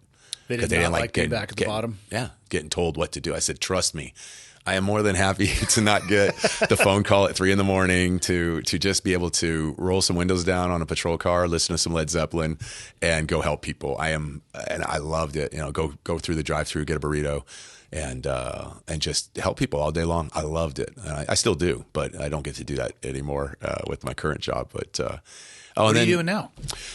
Well, I'm running for mayor, but I'm still a cop. Yeah. Well, I'm still a full-time cop, but they have me doing a community relations job where I'm not out on patrol. So it's something I probably wouldn't have wanted to do, but just while I'm campaigning for mayor, it makes sense. I'm not out there getting into stuff. Yeah. How long were you on patrol for? 6 years. Yeah, 5-6 years. I was on the SWAT team for a little while. I was the oldest guy to go through their SWAT academy. I was 48. And luckily, I had a chiropractor who was a friend. Yeah. No shit. He had a table at his house, and he was Larry, call me whenever you need. So at the end of the days, it wasn't like at a barracks. It was going home at night. You were just up all night studying and cleaning your weapons and all that anyway. But you're cleaning all your gear. But I could call that guy, and he'd go fix me up, come tune you up a little bit. Oh yeah. How long were you on patrol before you tried out for SWAT? Just a couple of years. Okay. Yeah, depending on their needs, how many openings they have. Sometimes they'll. Is it a full-time job or ancillary job? They do it both ways there. So you have I really love that. So they have an SRT that was dedicated, train all the time. They're ready all the time. They got their take-home cars, and then the other guys are the PRT primary response team. But I love that because you had all the special gear and in your car, a special car, but you're on patrol. So when something would go down, you were always the first ones there. A few PRT guys would show up. And if you had to go in right away, you went in right away. But if you could kind of just contain it, then contain it and wait for the SRT to show up, which I'd get there pretty quick. Yeah. But we'd always get there first. So I love that. I still got to patrol, still going to all the 911 calls and taking care of business there. But then, had that extra job of, the pager would go off or they'd call something out over the air that there was a SWAT mission, and you just drive to that location and bust open your safe in the back of the car with all the cool toys. Yeah. Is that what they had it in? Was an additional safe back there? Yeah. So in the back of Not that anybody would ever steal a cop car, but. No. Yeah, but they got a big vault in the back of certain SWAT vehicles. And so still, you really don't see it, but it's not that it says SWAT on your car. You pop that open and all the flashbangs and all that stuff is in there. Yeah. What did you like so much about patrol? I was telling you, I was in a skiff for a long time in my senior years in the Marine Corps. We should describe a skiff for people. Yeah, well, you're in the intel field, and they have these sensitive compartmented information facility. It's basically like a top secret. Could be like the size of this room, too. Well, no windows. I was going to say far less light coming in. Yeah. It's a metal box. Yeah, they do studies on it to ensure that it doesn't emanate any radiation. So like if you had a wireless keyboard or mouse that somebody on the outside wouldn't be able to sense what keystrokes you were doing. I mean, it really go to the nth degree of security on those. So most of the things done in the top secret and beyond world are in a skiffed building. I call them a vitamin D deficient environment. Yeah. Oh, you're during some operations, if you were in one of those, your skin would just really start to. You didn't pay attention. It'd be 6 weeks of no sunlight. You come getting in at dark, leaving at dark, catch a nap. That sounds horrible. Yeah, it is. You're getting some really good work done. I mean, there's some amazing things being done. I mean, I could share with you some funny stories too about the things you're doing, but there's things that went on in that world that's so different than the cool stuff you were doing. Yeah. But if you went over there and saw some of that, you just crack up at the silly things that, and some of it fun. I mean, like I remember being in the meeting with, there was an agency guy. They had me in the room because I was the only Marine, and there was only like 5 or 6 of us in there. It was just this kind of brainstorming group talking about PSYOPs stuff we were doing in Iraq and coming up with some crazy ideas. And I remember in that room, we came up with the idea. Remember the deck of cards? Yeah. Well, that wasn't what it was supposed to be. but it was just funny because we were trying to make baseball cards, right? So there's a picture of Saddam, and on the back was all his war crimes, not home runs and RBIs. So on the back it was going to be that. Well, we submitted up, but there's not like a format, so we just kind of typed it up. So they sent it back. I think an agency guy sent back the idea. And all of a sudden, everybody's got these decks of cards. Oh, that's neat. Oh, yeah, it was the cards you guys requested. And it got really popular. It was like, no. It did, actually, yeah. Yeah, but it was supposed to be baseball cards, right? And then it was, I know it sounds stupid now looking at it, but those are the kind of goofy meetings you'd end up finding yourself in, especially if you were the only Marine. They would always want to be able to say it was a joint meeting. And it'd be all these Army guys. And so I think it was a major around that time. And I'd be all these like Army 1-stars and 2-stars. And hey, Turner, come on to this meeting. And they knew I was cleared for everything. Yeah. So I'd walk into some goofy meetings on some crazy stuff that was going on. And it's just, I feel like Forrest Gump, just showing up and, just being in these, some of these discussions on things that, like, how the hell did I get here, right? Yeah. Yeah. But you had to have some weird conversations and some weird rooms going on now, for sure. Oh, yeah. Yeah. For sure. Yeah. There's high-tech stuff. It's amazing the kind of things that go on. But, most of them were funny stories, though. Like, it would just be the kind of goofy stuff these guys would be talking about. Because a lot of agency people from the different agencies, I don't mean just the agency, but the others, they don't have any military experience. And, they're just some of those agencies hire, it's almost like a whip, with they'll go for a while just getting a whole lot of PhDs from Harvard. Yeah. And then they'll come back and they'll get a whole lot more military guys because they realize that they're lacking in that. And then they realize, well, the military guys are lacking in that. They come down the middle. Exactly. They have to go to these extremes. Yeah, but it's just, about every decade it goes in another direction. So it's either a PhD from Harvard or it's a special ops guy. So those guys would be the funniest ones, though, with their ideas. And I remember, I'm just remembering all these right now, but one time we were getting imagery of the Iraqis were digging these huge holes in the sand and putting MiG fighters in the sand and then burying them with the and it was like, what are they doing? What in the hell are these guys doing? And because just knowing fighter jets, stuff like, one grain of sand anywhere in there, totally. You got to take the whole thing apart all the way down to the last washer. There's a robust PMS schedule that's going to have to occur. Yeah. So what are they doing? Like how? And one of these guys misinterpreted, put your weapons down when, to show you are not going to fight us. And it came out to like bury your weapons. I got a million of them. I got, this is the kind of stuff that happens. It would almost be like a comedy movie we could come up with all the backroom deals or meetings at SCIFs. Talking about plans. Patrol was the opposite of SCIF. Yes. I'm understanding this now. Yeah. Yeah. So I loved it. And just getting to go out and chase bad guys, drug dealers, and help people that, the domestic violence cases, first aid for people overdosing or whatever, pulling jumpers off the bridge, off Coronado. All that stuff. I didn't realize. I think SFO is the number one bridge in the U.S. I think Coronado is top 3. Oh, probably. Yeah. I've literally yanked people off there. You're not supposed to, but there's what is the policy? You're not supposed to go touch them. Because there's some psychological thing. They went with you, or they want you to go with them. Yeah. So most people have that do not self-destruct kind of programming in their brain, and they'll do it easier if they got someone to go with. So a lot of them will jump with their animal. I've seen that too, and that's terrible. Really? Yeah. I did not. I had never once considered that. There was this. I talked about the heartbreaking stuff. I saw this gal. She wanted to jump off the bridge on like a Tuesday. A couple friends of mine stopped her before she got to the edge, took her to the mental health facility. She had a little Pomeranian. I don't even like little dogs. I got Mastiffs, but they were like, "Hey, Larry, can you come over here and get the dog for us? We're taking her to the hospital to get treatment. We just need the dog taken over to the Humane Society." Yeah, sure. There's not a lot of calls holding at that moment, and I just drove over to the Humane Society. Really cute little dog, and it was just like super loving and all that. And so the doctors are supposed to keep them until they're not suicidal anymore. They can keep them up to 3 days. The very next day, came into work and just went to line up and hear on the radio that, there's a woman with a dog up on the bridge. And I'm like, man, there's no way it's that same lady, right? It's quick turnaround time. Oh, yeah. She was out in like 20 hours. They let her out. And so I'm hauling ass.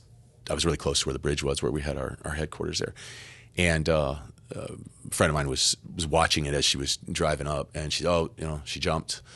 And she didn't land in the water. She landed down on the road, and she mentioned something about her being a red dog. And I was like, man, a little red dog. And I just knew it was that same woman. I felt really bad for the woman, but the dog was just, I felt so, it's just a cute, I spent a little time with the dog because the Humane Society wasn't open, and I had to kind of hang out there for a little bit. And I don't mean to tell like heartbreaking stories, but it happens out there a lot. So she didn't go that far out onto the bridge. No, a lot of times. Right at that initial point where it landed down in Logan. Yeah, right. So sometimes they don't, they get stopped before them, right? So a cop car show up, so they'll start to jump there. Maybe How do they know that they're out there to get stopped?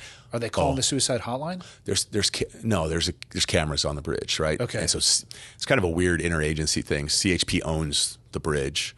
I didn't know that. Yeah, it's it's a highway. The one side's Coronado PD, and we're the other side. But we have the largest agency, and we have the best, talkers. We have a team that does the negotiation kind of stuff, and they'll talk to those people, try to talk them off. So most of the time, even though CHP and Coronado PD might be on their side, they'll still just let us take over. We're all friends and work together well. So they'll see the cop car showing up, and so sometimes they'll just jump right then, and so they'll land down on concrete instead of in the water. I mean, not that either is a great option, but no, but it's just terrible that they're at that point in their life, and I had a gal up there, barely holding on. There's like these big bolts or nuts kind of coming up, and her talking on the railing. Yeah, and she was just holding on barely, and just kind of the friction of her jeans against the concrete and her fingers holding on. That was the only thing holding her. I could see her fingers starting to peel away, and because I was trying to get closer to get her, and I remember. She gave me that look like she was just going to go ahead and let go if I got closer. So I just waited, kept talking. But then as her fingers were almost to that edge, then there's that reality like, oh, I really am about to fall. Here it goes, and then it clicks in their head sometimes. They don't want to, but I can see her fingers were still, I mean, that's really far down the rabbit hole to get to the place where you realize you don't want to. Yeah.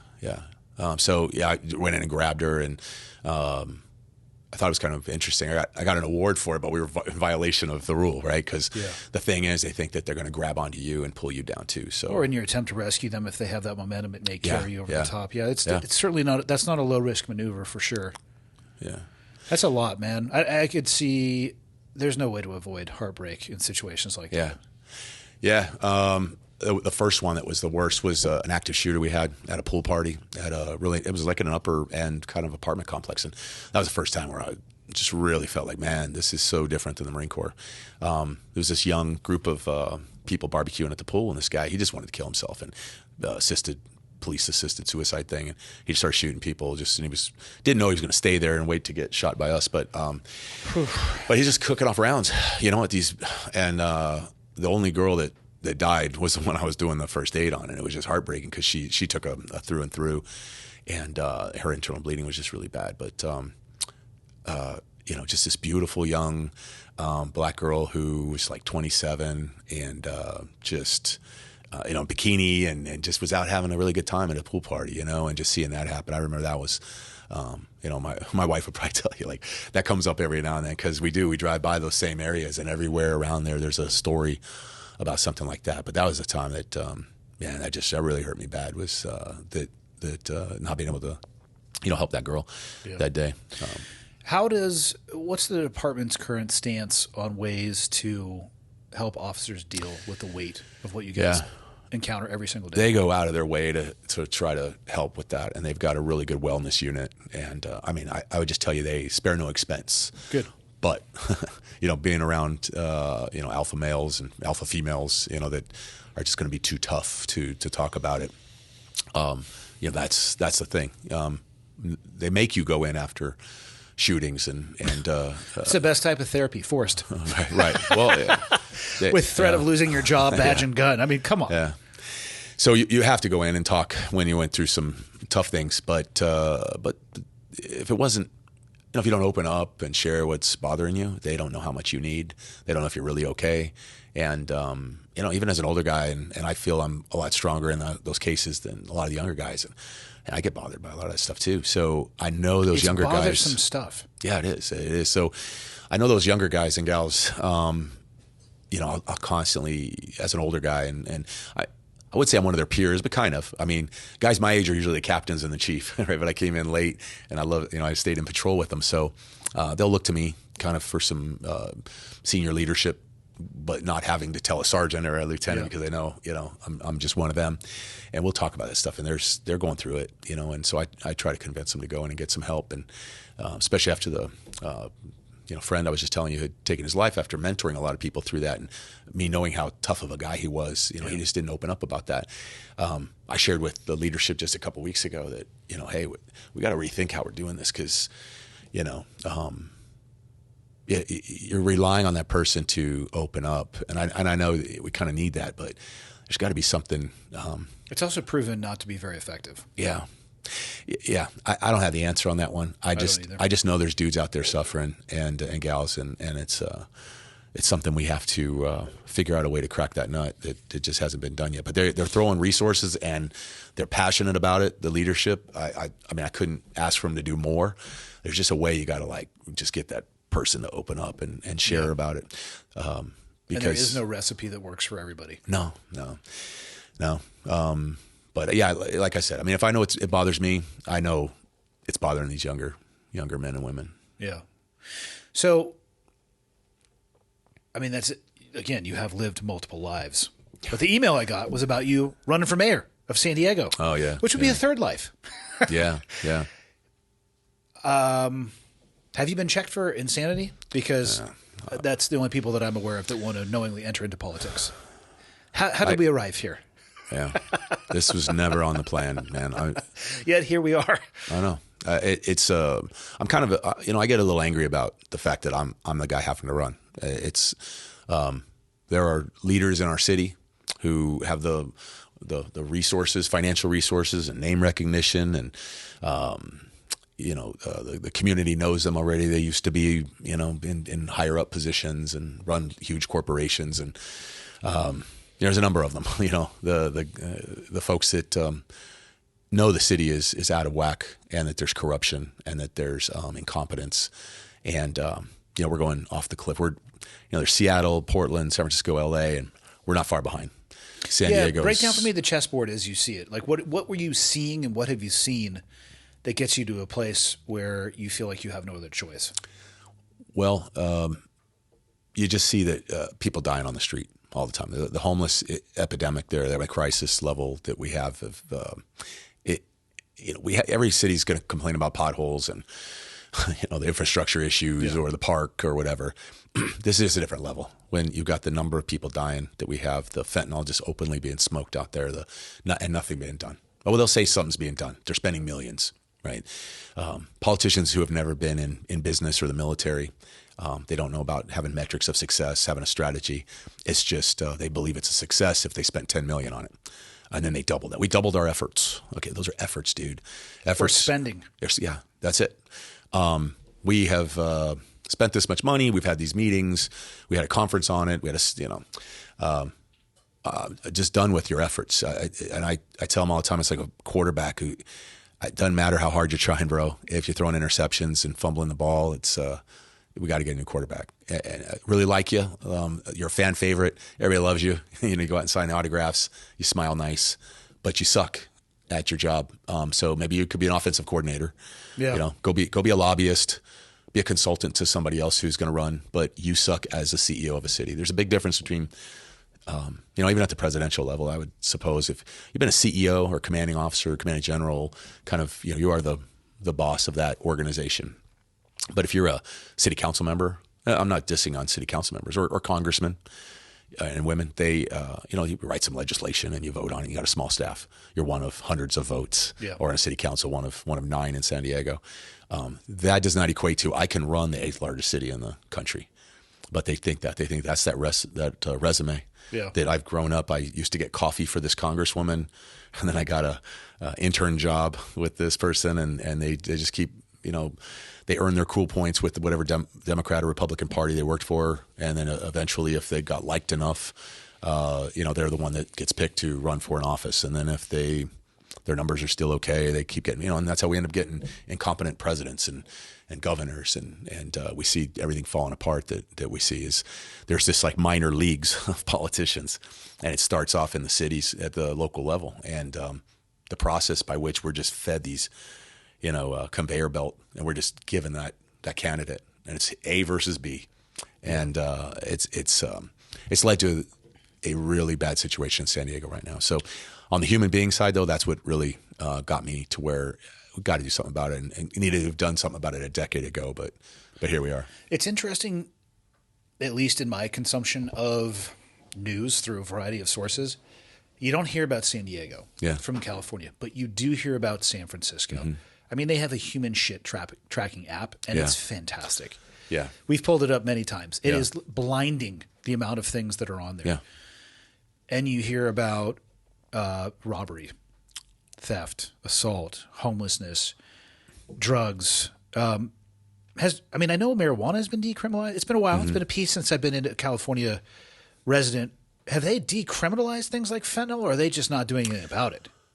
They're just not doing anything about it. Okay. Yeah, so it's still illegal, but there's just no enforcement whatsoever. Right. The sales side, I mean, we're trying our best, but we're just so outnumbered. And we're right there at, some of the work Texas and other border states have done, it's led to it all coming through San Diego. So like 85% of the fentanyl in the country is coming through there. So it's very cheap and easy to get. And, you don't have to work as hard to get the money if you have an addiction problem. So that lures a lot of people into San Diego too. Crime's on the rise. Everything is just like San Francisco was maybe 10 years ago. I was going to say, how far behind do you think it is? 10, 12 years, we'd be San Francisco if we don't turn this around. Do you think San Francisco is recoverable? Yeah, but I mean, like way off in the future. I was going to say, under what, if a long enough timeline, I think anything can shift. Right. Yeah, exactly. Because it took a long time for it to get there. Yeah. So I would say it would take at least that long to get out of it, but probably longer. Yeah. It's going to take decades. Yeah. Kind of like Detroit. I mean, at least there it was just more of a economic situation. It's a cultural thing in California. So I think San Diego, I truly believe, or I wouldn't be doing this, that we can turn this around and in not a really long period of time. We can do this in 4-6 years, have things back to where everybody looks at San Diego and says, man, how did that one city on the whole West Coast figure it out? And maybe it becomes a program that others can emulate. It's the homeless issue, having lived in San Diego for probably a total of 15 years, West Coast, then East Coast, and then back. Yeah, some of that in Coronado. I mean, the first apartment I ever had was a total dump on 5th Street in Coronado. It was fucking awesome. Yeah, of course. Base housing a little bit on the Silver Strand, and then East Lake, where I used to live out, or Chula Vista, depending on who you're talking to. If you want to church it up, it's East Lake. Yeah. Same zip code, I think, or area code. Homelessness, I listen to people up here in Kalispell, and their homelessness, I think, is a struggle everywhere in the U.S. I don't think there's any place that it's untouched. Yeah. People talk about it here, oftentimes, not always, as a crisis. Mm-hmm. Because I don't think they have seen what it looks like in other cities. I haven't been in San Francisco in a long time.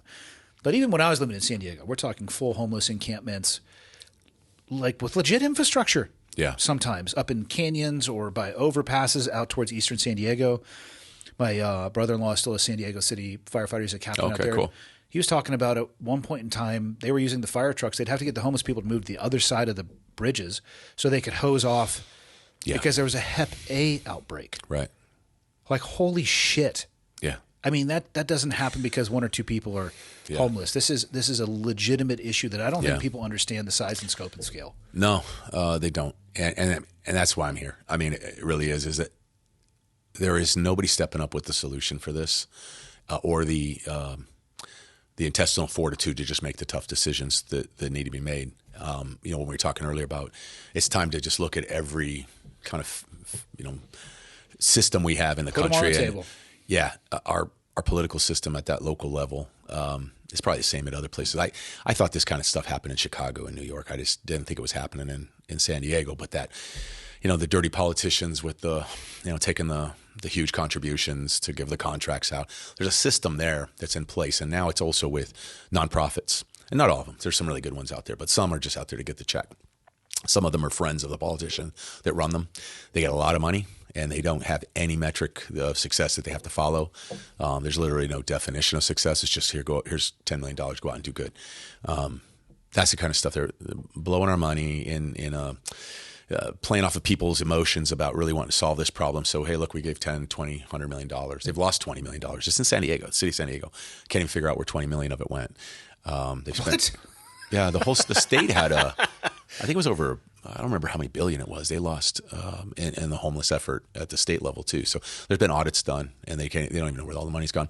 But the problem's gotten worse. Even in San Diego, for example, the city's own numbers, which they cook the books on it all the time. Crime is down, and there's less guns on the street, and it's just the way that they play with the statistics. It's so much more dangerous, and crime is on the rise there. But same thing with homeless. They'll try to play the numbers and. What they get away with, the press allows them to do when the press knows better. The press's job should be to hold government accountable. It should be. I love that about, I know like John Kennedy, one of his things was that was like the fourth branch of government. I mean, we had to have a robust journalism, program in America that really kept the other three branches. I don't know. That's why John Jr. went into I think one of the bigger problems too is that mechanism, that fourth tier of government, has now become completely beholden to an advertising model. Yeah. I was on a podcast Monday with a local one there, and this goes right into that. I just had a nice talk about some things. We were talking about the budget and the city, and there had been some discussion about whether the city was going to have to go bankrupt or not, and we talked about that for a minute. And I just said, hey, I really hope we don't have to do that. I mean, we're going to look at everything, but that's something I really want to avoid. Headline: Turner's considering bankruptcy for the city. Yeah.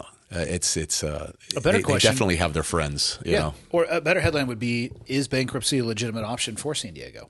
Yeah, right. Yeah. Instead of attaching it directly to your name, again, Right. let's throw everything out here on the table. Yeah.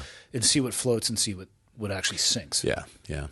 It's a sad state though when you see what's happening in our country, especially when you've been gone for all the years you spent in the military, kind of believing that home was being taken care of by some competent people. Yeah. And one of the things about San Diego that drove me nuts was going into those neighborhoods you don't go to when you go back on leave, right? You go to the beach and your restaurants and all your favorite places and see your families and friends, and you're not going into the rougher parts of town.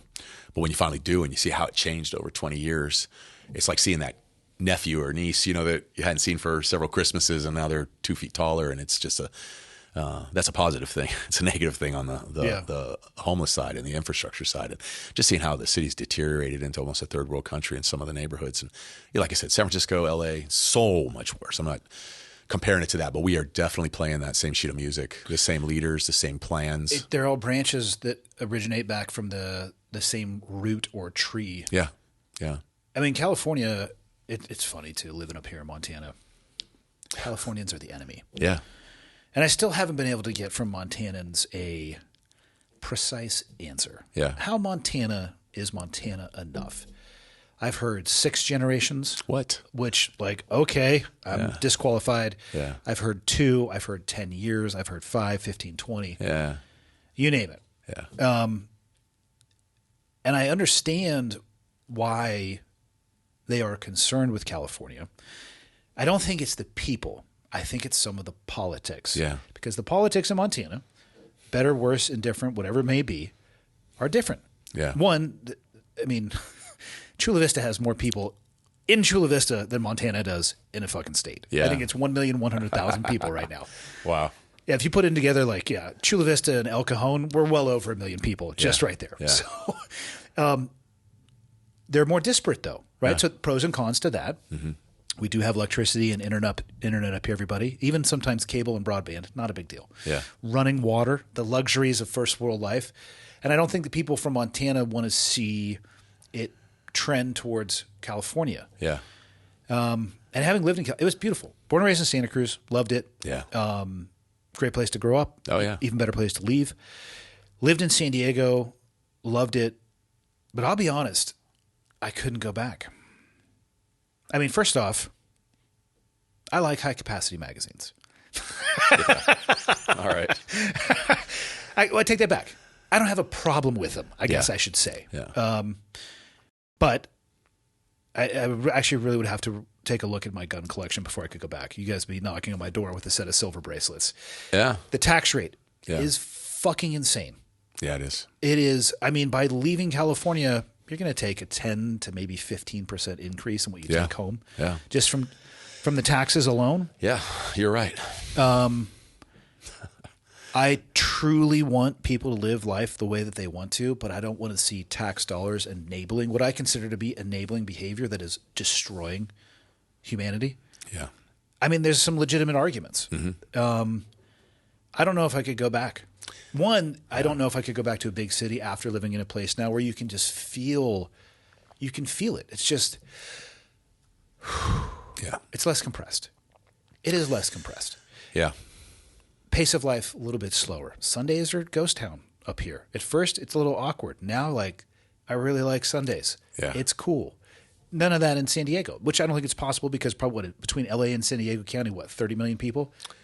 It's a concrete jungle. Yeah. It's in the tens of millions for sure. I don't think I could go back, but I just can't align with the politics of California anymore. Yeah. I get where you're coming from on that. I've seen a lot of people leave because of that. A lot of good friends. Yeah. I've decided, I just want to stay and fight. Yeah. And I don't blame either. I don't blame people for either choice. Well, I blame you if you just stay and don't do anything, I just whine about it. If you just want to complain and not get involved, for sure. I'm getting a lot of volunteers helping us out. The ones that, they didn't want to step up and do it, but they're putting in money and effort into trying to help us out. So there's a lot of people who are tired of it, want to do something. They see an opportunity now to try to do something with a guy who's not a politician and not with a party or anything. So I think we can save San Diego. I wouldn't be doing this in LA or San Francisco. I would have moved out of those areas already with my kids.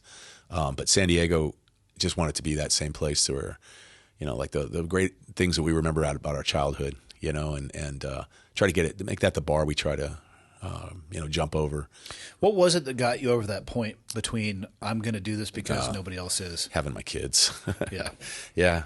It was totally, I got the 3-year-old and the 1-year-old, and it's, I want them to grow up in San Diego, and I want them to have a safe place, and I want to not have to explain to them why, there's people doing drugs right there on the sidewalk, and I want to be able to walk them downtown. Just the basic stuff you want in a city. These aren't like huge things I'm asking for.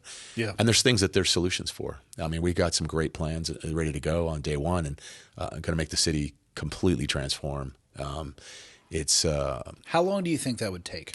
Yeah, it depends on how quick we can get the shelter beds made. So there's been, in California, they got this idea of housing first. I don't know if you heard of that. I have, yeah. Yeah, so psychologists will say that the only way a person will, start to make changes in their life is once they have the dignity of having their own apartment, and then they'll change. And that's not true. So I have stories from plenty. my brother-in-law of what those apartment complexes look like. Yeah. And also the super fucked up, shady business arrangements that the owners of those apartments have, and how they advertise nationwide to bus people in because they get money for every person that comes in. Bro. And then they're not actually trying to help anybody. They're trying to get more money per people that come into the bed. There's definitely people that make money off of a disaster. And we see that all the time. And they're taking advantage of this. They're getting tax dollars. They're getting insurance money, whatever it is. We're talking tens of millions of dollars. Yeah. I got warned early on in my campaign. I was saying things like how we're going to, do a big audit. We're going to bring an outside agency in to look at the books and go after all these people who are doing the shady deals and demand money back from the ones that. And a friend who used to be in the intel field had this big association matrix on his wall. And he calls me over. Hey, come on over. I got some steaks I'm cooking. Let's have a beer and a steak. I want to show you some stuff. And he's showing me these huge organizations that are getting like tens of millions of dollars, these nonprofits.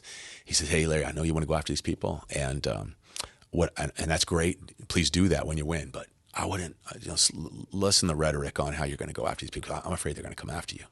And we're like, "All right, man, cool." And he named. There were three. I remember 3 names he gave, and he was showing how they're related to the mayor, and where they get their money from, and the government. He had it all planned out, and he had gone in on freedom of information stuff on looking at where the money was coming from. He had the whole thing done. So I was like, here's all right, what's bro. crazy. It's not invisible and it's not impossible to connect the dots. Any journalist should be able to do this right out of journalism school. Yeah. I think as a reader, Yeah. that would be a compelling article to read. Yeah, you would think so. We got one really good investigative journalist in all of San Diego. That guy is breaking stories and putting politicians in jail. I mean, literally. Just got his boot up people's ass. He is, well, he used to be in politics. He's a good friend of mine now. He knows where to look. He worked in politics for his whole life, ran a bunch of campaigns, worked with a vice president at one point. He knows all the politicians, all the dirty tricks in California. And then this newspaper was the first Spanish, it was a Spanish and English paper, I think in San Diego or in the state. But anyway, it was going out of business, and he bought it for nothing because he just historically wanted the significance of it. He wanted to keep it going. And he all of a sudden became a journalist. Never went to journalism school, been in politics, but he has connections everywhere. And that guy breaks amazing stories. And like I said, there's been people doing prison time because what he does. Him and his staff of 4. That's what it's supposed to be. Yeah, I know. Yeah. But that's not what they're doing. They're so afraid of the politicians. I would just tell you, there's a gal who used to work for one of the TV stations, and I liked her. She was a Navy Reserve officer, and she explained to me that when you get the political assignment with the TV news, that it is expected of you to have an in with the mayor's office. You have to be able to get statements from them, at a minimum, a text. From a statement on a story Open you're line doing. of communication. But once in a while, a one-on-one with the mayor or one of his top aides or something like that. You got to have that. And that mayor's office, our mayor's office, they shut you down. If you do one negative story or something, Done. yeah, you're off, and then you lost your job. You are no longer, you might become the weather person, or do sports, but you are not going to be in that political assignment anymore because you've burned that. And they're all afraid of that. And so very few of them will do anything even slightly in an area that's uncomfortable to the mayor to cover. So you don't see that reporting at all. You're starting to see it on the internet with some of the smaller online papers are writing those truthful stories. But yeah, there's so much corruption there. But I was telling you about these guys that my friend was briefing me on. Very next day, swear to God, very next day, I get a call that I got a lawsuit against me. And the woman is suing me about my residency in the city. They're trying to claim I don't live in the city. And I live in the city. You can sue somebody for that? Well, she was saying I was violating her rights to have a candidate who was a valid candidate. This whole thing was a scam, though. They had done polling to show that I was the most viable alternative to the mayor. So we have a primary there. It doesn't matter what party you're in. It's not a primary for Republicans. It's just the top 2 vote getters go to they didn't want me to be in the top 2. So they had ran a woman as a Republican who they picked her and ran her, paid her fees, all that.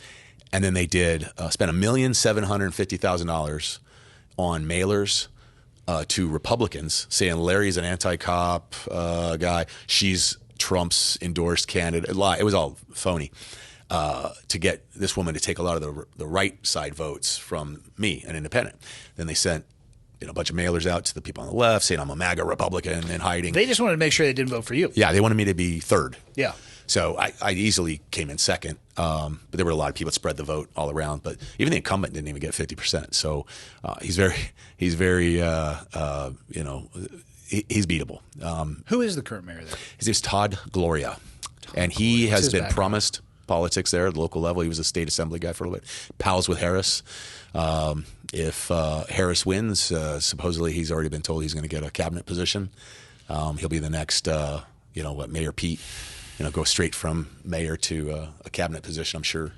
Man, I am not convinced that our job. current system of government is survivable unless we start making some drastic changes. Yeah. For reasons, the nepotism involved in that is so. Like you want to believe, like, let's be better. Yeah. Be better than this. Yeah. And it's just constantly reinforced that there are deals like that. That. Oh yeah. I don't know if we don't make some sweeping changes if it's going to survive. I started off seeing some of the corruption. I started going down those rabbit holes. There are caverns that just keep going down there. I don't even go down that far. I've already seen enough that at a nice little town, it seems like a small town even though it's a big city, right? San Diego? Yeah, I mean, it's got the feel How of dare like you say nice little town? There's millions of people there. no, Kalispell's a nice little town. 1.3. No, I get you, but it still has a small town feel when you're there. I'm not talking about around the high skyscrapers, but Yeah, it's a unique. You don't feel like you're in Down the by the 8th airport. largest city. Listen, down by the airport, it doesn't have a small town feel. All right. Okay, all right. We need to work on the traffic pattern down there. I got you. We'll get that fixed right away. And I need the rental car place much closer, like it used to be, over to the terminal. It's really fucking me up. Well, you wouldn't imagine though San Diego would be as corrupt as it is. And so as I said, I learn about all this stuff, and these guys, the games they play. I spent $7,500. I said I'm not taking money from anybody who does business with the city, because those are the people that are causing a lot of the problems, and I'm not taking any money from a party. So $7,500, we still came in second. They spent $1,750,000 against us. Where'd they get the $1,750,000? Oh, PACs. Yeah. Listen, and that's where it starts getting water, like a glass of water you should be able to see through, but all of a sudden it's completely opaque. Yep. Let me just tell you, a mayor or an elected official can choose to give taxpayer dollars to a nonprofit, and that nonprofit can take a lot of that money and give it to a PAC, and then that PAC spend it on that guy. I mean, literally, there's not even any cutouts there. There's no cutouts. It's just a carousel. Yeah. Well, when I was telling you that this woman sued me, I was like, I recognize the name, the last name. And it was one of those people that my friend was briefing me on. It was making a lot of money off of this thing. Are you serious? Yeah. I'm sure it was coincidental. Yeah. I mean, these guys, they don't even go to get, somebody unrelated to them. Hey, Mom, can you sue somebody for me? We had a meeting and we're looking for somebody to be the plaintiff on this. I think that's more an indication of how little this is actually being looked into. How little they get away with it. Yeah, so they don't have to hide it. Well, yeah. Why spend the extra time to put exactly. a fall person in there? Like, they're not going to take a look at it. So why waste our time and money? I tell them all the time that the drug dealer on the street, a homeless drug dealer, a guy who's just making enough money to keep his habit going. He has a woman over there with it hidden up in a body cavity. Another guy who's going to get it from her. Another guy gets the money. Another, he's got like 5 different intermediaries there. Yeah. So it's really hard to put a case on. Just found that low-level guy on the street selling fentanyl or meth. These guys are far more lazy than the dudes on the street. So yeah, it's but again, it's because there's nobody looking into it. There's nobody out there there's no watchdog that's watching it. So how long has the current mayor been in office? He has been the mayor there for one term. It's a 2-term, then you term out. Yep. So he's had his first term at 4 years. Literally no positive. I'm not just saying this because I'm running against him. It's why I'm running against him. I'm not saying it because I want to be the mayor. This is why I want to be the mayor. Is because the guy, he had like 9 promises of what he was going to do. He didn't do any of them. We had people die in our floods there. Most people don't even know about it. We had 2.7 inches of rain, and we had people drowning because our stormwater system was overlooked. And what? Yeah. When did this happen? January 22nd of this year. Yeah. Where were the drownings? Like what area? Down in the southeast area, in Kanto area. Really? Yeah. Yeah. So if you looked, and I had just driven around there a couple weeks earlier. I had not heard of that at all. Yeah. It's people still displaced. So they don't come in and say sorry. They don't take care of the problem because lawyers tell them don't do that. Because then we're going to have to give more money. And like, dude, do the right thing. Man up. Go say you're sorry. You screwed up. You spent money on things you shouldn't have. Our stormwater system, you wouldn't even know it was a stormwater system. There were canals that had giant palm trees growing in them. That should have been bulldozed, and maintained. They weren't doing that. It's just spend money on their special projects and hooking up their friends with deals. I could tell you dirty story after dirty story with these guys. I'll tell you this one in particular that right now there's a lawsuit on it. This agency out of Denver, I think, they build their plan is they have a business model to build free sports arenas for cities and colleges, and they build really nice ones. The one at UTA. I don't like that term though. Free? Yeah. Well, because most things that people say are free are not. No. Well, so one of the jobs my grandfather had was he was giving free waffle makers to restaurants, but then you had to buy their waffle mix, right? Same kind of thing. They're getting the VIG somewhere. Theirs is they operate the center for 10 years, and they get all the proceeds. But you can, your sports team can play there free. Like you don't have to pay rent there. But that concerts way, and everything. It's not like on the city. Right. Like Petco downtown. Yeah. Yep. Beautiful park. Yeah. I don't think it was cheap. That's an understatement. Yeah. It was pretty bad. Okay. Yeah. So this company comes in, offers this. A group of San Diegans fly out there, leaders in the community, take a look at it, check out the numbers, visit this really nice one at UTA, come back, tell them this one guy's gone on the record with the press, with that one investigative journalist. I said, yeah, I came back, called the mayor, said, hey, dude, the numbers make sense. It's a great deal. We need to pull the trigger on this. He says, no, I'm working this other deal with this guy who ends up being his biggest donor. A guy gave him $100,000. And so the city's going to be out like $1 billion on this new sports arena project. What are they doing? Over, you know where the old sports arena is? Rosecrans, out by the airport. By the airport? No, it's not by the airport, but it's over in the Point Loma area. Let's Right off the 8. It's looked the same. It's been there. Is it the ice hockey arena right now? Yeah, okay. That's it. Yeah. Okay. Yeah. So they tear that down, take all the parking lot, build some apartments and a new sports arena, and do all this. And we were getting offered a free one. And the city's almost bankrupt right now. We have a budget that isn't really a balanced budget at all. It's a lot of technicality in there, but it's a phony budget where they use money they're not supposed to, and they're putting all of their trust in a 1 cent sales tax increase to be able to make the budget balance. So it's not really a balanced budget. So this guy, we could have had a free sports arena instead. We're doing this. They've done things like. Are they probably going to justify paying for that with an increase in tax? Yeah, they want to increase taxes on it. Yeah, there's countless deals. There was a deal where we leased a building downtown. This company, Sempra, this energy company, wanted to get rid of the building, and we were going to turn that into the new city hall. So we were going to lease it for, I forget how many years, 20 years or so. And it was like $100 and some million in lease money we were going to spend on it. As soon as they go in and start knocking the walls out, it's asbestos. Right? So the whole building is uninhabitable. So we just blew that $100 and whatever million on the building. We can't get out of the lease. But there was a lot of these little stories about, well, this guy got $6 million out of the deal, and this guy, people, the friends of the elected officials. So the city's trying to break the lease. The people that own the lease, they sue, say, no, you can't break the lease, even if it did have asbestos. You still owe us the money. And so they go and they subpoena all these politicians and all their staffs to depose them about conversations about the. You know, a lot of things happen in conversations that they didn't want to come out, because then all of a sudden it was like, oh, well, we'll just buy the building from you. They paid them $250 million for the building. In addition to the lease. So money. yeah, so our city is on the hook. We had to have a bond to pay. It sits there. It's like this trophy of stupidity right in downtown. It's one of the tallest buildings down there. It's empty. Everybody knows what it is. We can't do anything with it. Nobody will even take it off our hands because the asbestos in there. It's going to cost more to clean the building up, make it useful than it would. So it went from a long-term lease to potential lawsuit with depositions to we'll just buy it to end this. Please, no depositions. $300 million out, and it still can't be used. No, it's just sitting there. I mean, that's the kind of thing that, this is why the city is in so much trouble financially. It is why we don't have the money then to solve some of our problems, why we've got like third world infrastructure where people are drowning in nice neighborhoods. We actually had, people drown. People are still living in hotels 8 months later now. That's insane. Yeah. What? Give me the wave tops of your campaign. What are the three biggest problems that you're seeing in San Diego, and how would you solve it? Yeah, homelessness is pretty much like the top three. But after half that, dozen if you get. but that's number one with almost everybody.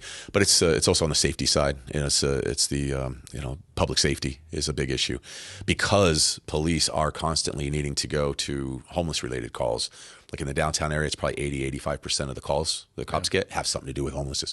If we can get that number down, then cops can go to real calls. So right now people are calling. They're on hold forever. They finally get through. It will take, if there's no bad guy at your house right now, maybe a cop shows up the next day to take the report. What's average response time on, let's say? It just depends on the level of the call, like a priority 1 versus a priority 3. Let's say a bad guy is at your house. What are we talking? Oh, yeah, we'll try minutes? No.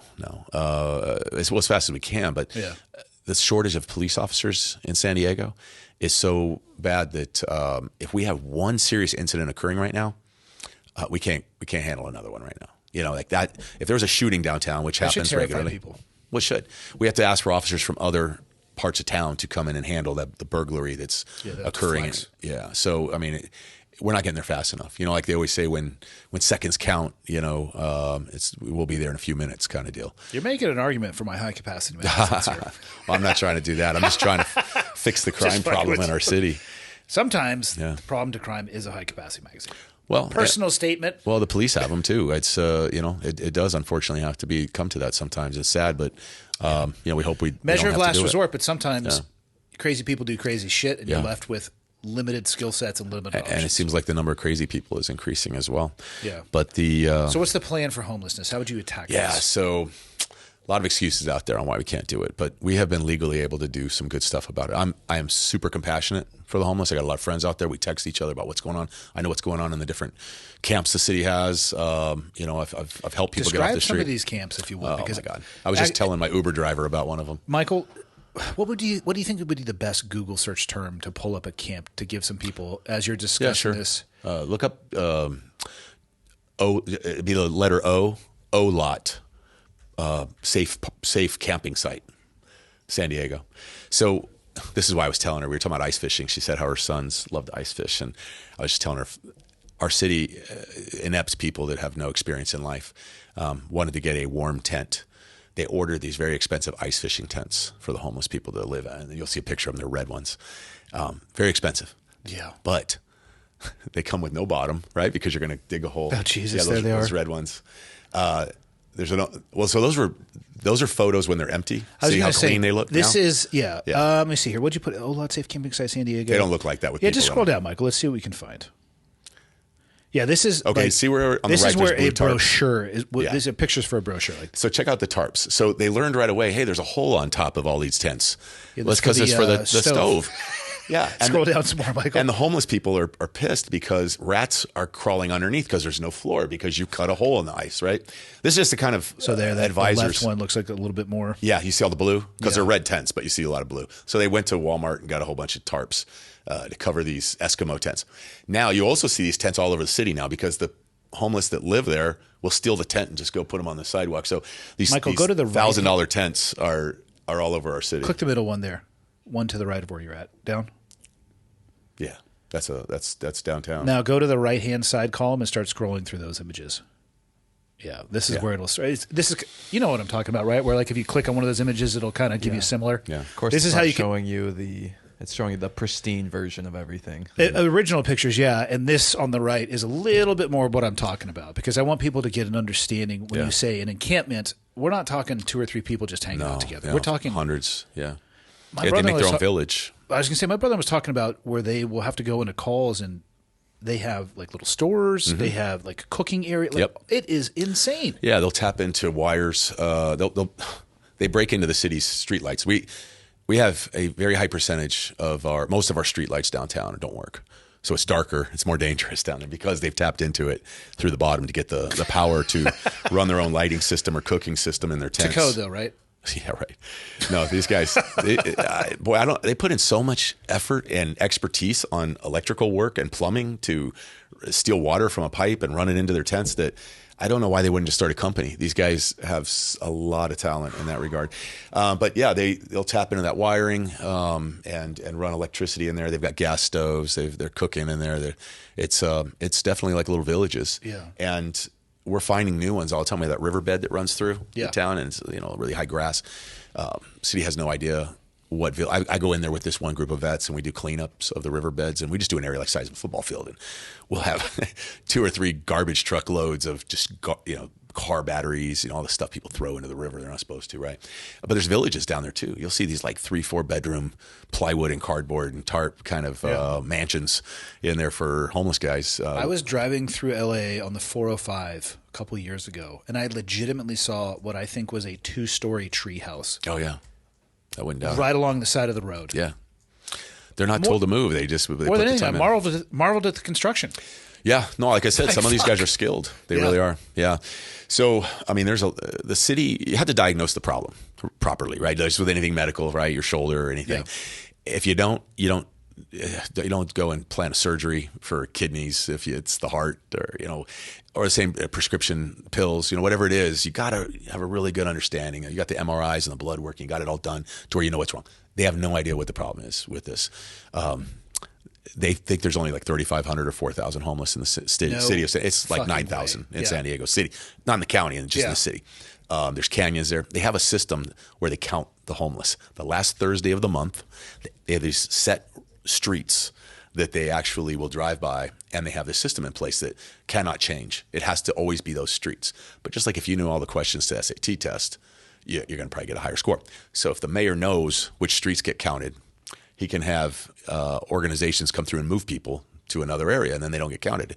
And look, we have a reduction in homelessness downtown. For a few moments, yes. Yeah, they just went into National City, or they're over in another part of town where it doesn't get counted, or they go into the canyons, or they go onto Caltrans, right on the highway area. That doesn't count as the city. It's not city property. So it's huge encampments along the highway because that doesn't count as the city. It's just literally on the other side of a chain link fence. So just these games the politicians play, and nobody's lives are being saved in the meantime. We're just pushing humans like cattle, just herding them across an imaginary line. On the other side of that line is the Cal State's problem, or it's National City's problem, or it's on a street on the other side of the street doesn't get counted the last Thursday of the month. That's the kind of games they play with humans, and that's where I just get so angry about this, and just had to step up and do something. So I told you about you got to have a diagnosis of the problem. You got to know the people. You got to talk to them. One of the things Tulsi, when I took her out there, and she talked about how I always ask everybody. I'm friends with a lot of them, or even the new ones I meet. Eventually, in the conversation, I try to build some rapport. But it's what will it take for you to take my offer on getting you out of here? Like, what kind of a program you need? And I hear from thousands of them what it takes, and the kind of system like this, that those tents you saw, and there's no helping hand. It's just handouts. It's no hand up for these people. They don't want that. There's a number of special things that different ones need, but with their chemical addictions or their mental health issues, I hear from all of them. So you got to have that understanding too of talking to the actual people. The city government doesn't do that. I think it's probably the same in some of these other cities that are failing here. And then the last thing is there was a big study done, and it's the one that they all say that the science is settled. They actually use that terminology. I was at a conference last year. This study was done where they sent college kids out with clipboards to interview homeless people, asking them like, hey, how'd you get out here?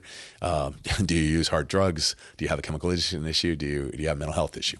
Who's going to talk to some college kid with his khakis and polo shirt tucked in? When they come out, they don't know who he is. There's no rapport. The kid's all nervous. He's also not going to go to the ones that look scarier. For sure. He or she are going to go to the ones that look a little more approachable. So that skews it. The methodology is really messed up here.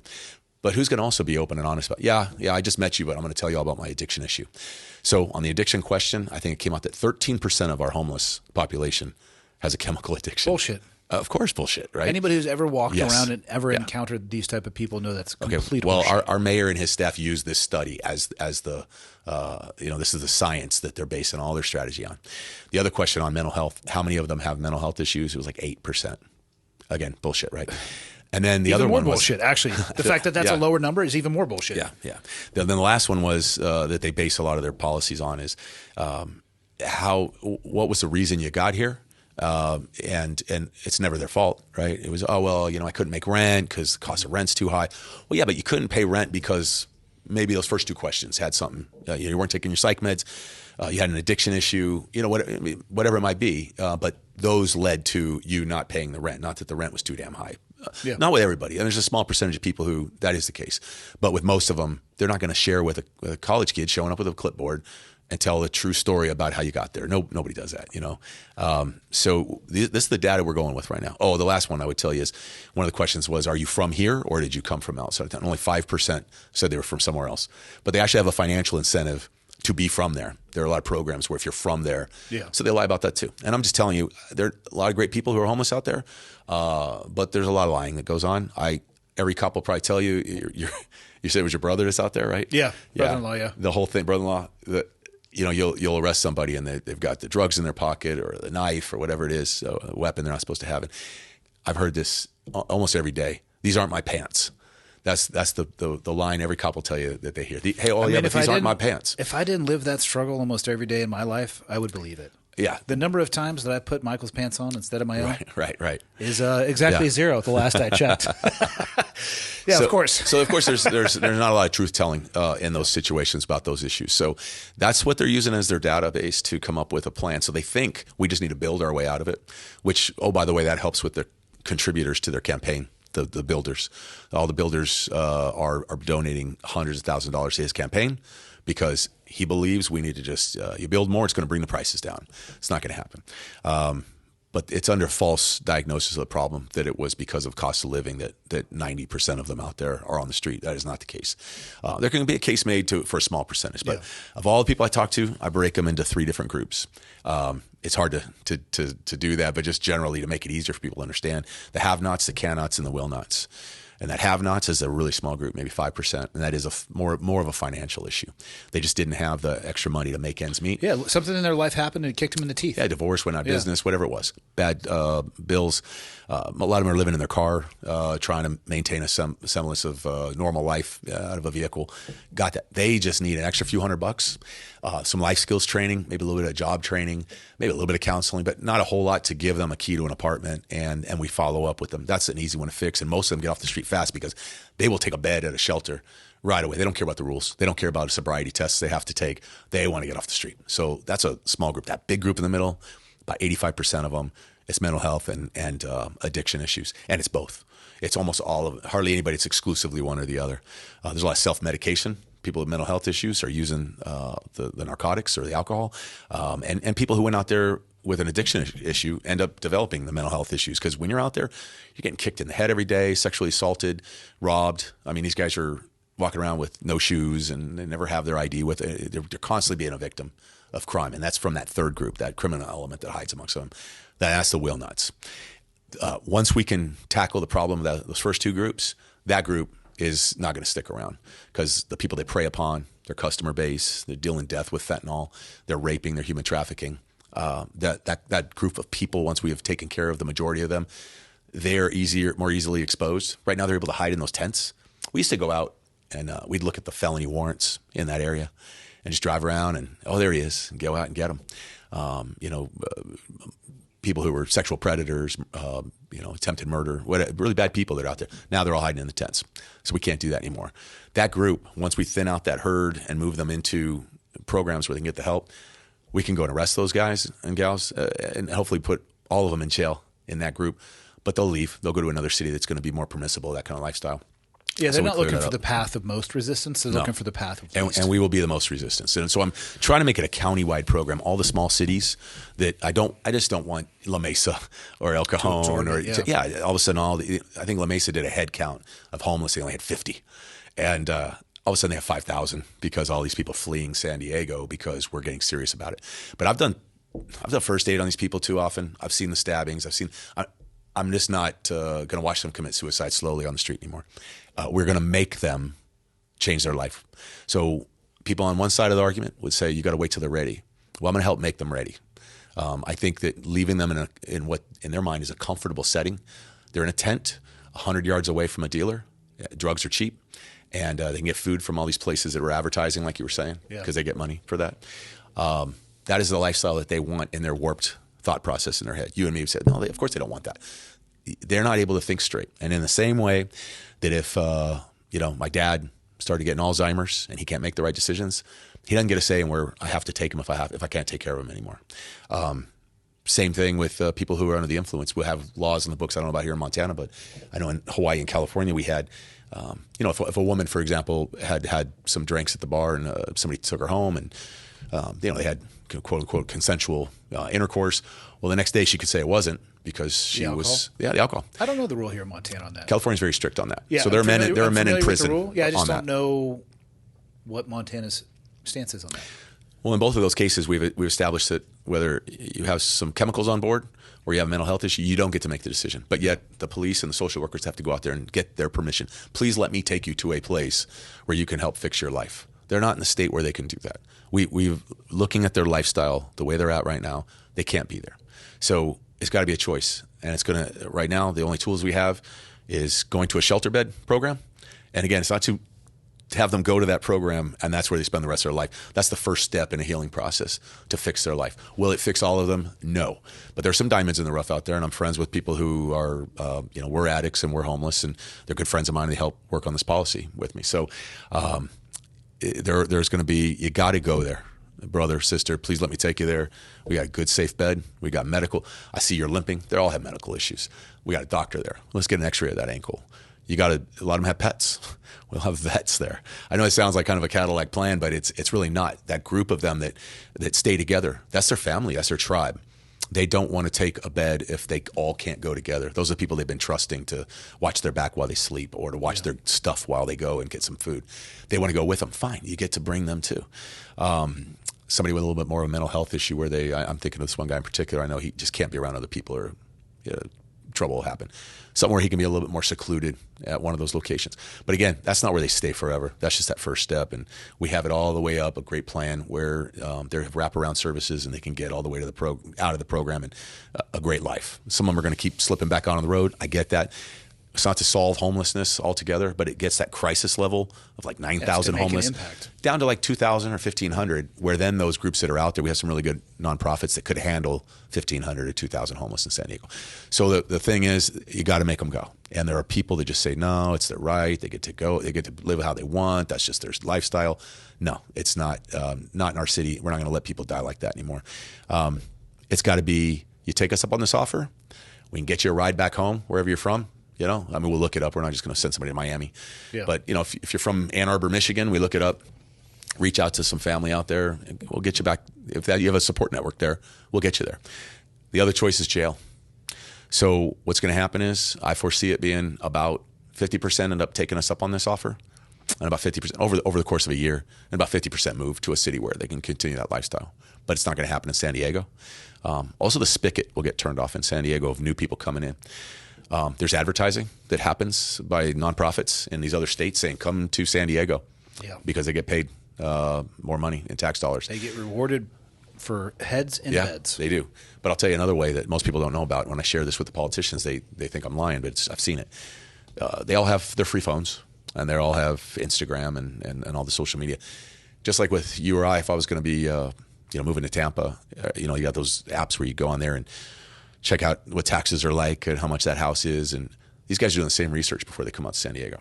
They're reaching out to people who are homeless on Instagram and making friends. Hey, what's it like out there? Hey, yeah, we got chocolate chip pancakes on Sundays at this church. And what are the cops like? What are the cops doing to you? How much time you got to spend in jail when you get arrested for this? How expensive is the fentanyl? All that's happening. Once they start seeing San Diego's taking this for real, and you can't live that lifestyle there anymore, we're not going to tolerate it. We're going to help you. Well, had one person say, hey, if this plan works, how are you going to keep everybody from coming to San Diego for help? I said, I would love that. If every homeless person who really wanted help came to San Diego, I would love that problem. We're not going to have that problem, though. But wouldn't that be a beautiful thing if San Diego was known for that? But that won't occur. It'll be the people leaving that don't want to leave the old lifestyle. What timeline do you think a large difference could be made on? Yeah, it really depends on how quick we can get beds made. So I work with this one group, and I used to work with Bill Walton really close, the basketball player. And he's a big San Diego superhero. He just passed away recently, but we were working on a project there that was a lot of very wealthy billionaire types that want to pay for a system like this to be put in place. They're waiting for a mayor who will implement the plan, because you have to have a mayor who's going to tell that chief of police, who's the unelected official who works for the mayor, hey, chief, start following this plan. Go out there, talk to the people, start building up more of a mental health capability, have a behavioral health unit that's more robust than what we have now, more social workers tied into this. But you got to have those beds. And these guys are rich business people. They're not just going to go build this unless they know they got a mayor that's going to use it. So they're talking about $250 million these guys are going to put up, build this program. It costs like $68 million a year to run it. They're willing to do the operating costs for a few years. They just want to see someone like me win, so I can get in there and we can start making this happen. So a lot of it isn't even on the cost side, but it's just having being able to fast track the permits, which the mayor can.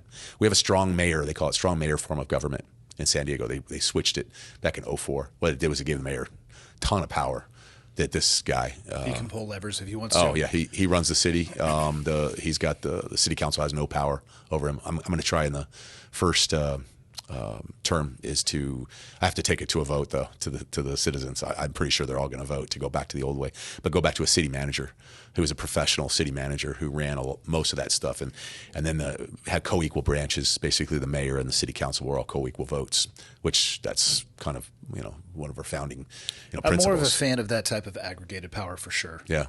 What's the saying? Absolute power corrupts absolutely. Yeah. All right. So number one, homelessness. What's your number two issue? Well, I would tell you that everything else can kind of trickle down from the ripple effects. But let me just tell you, on the crime side, I mentioned earlier, 85% of the calls being homeless related. Yeah.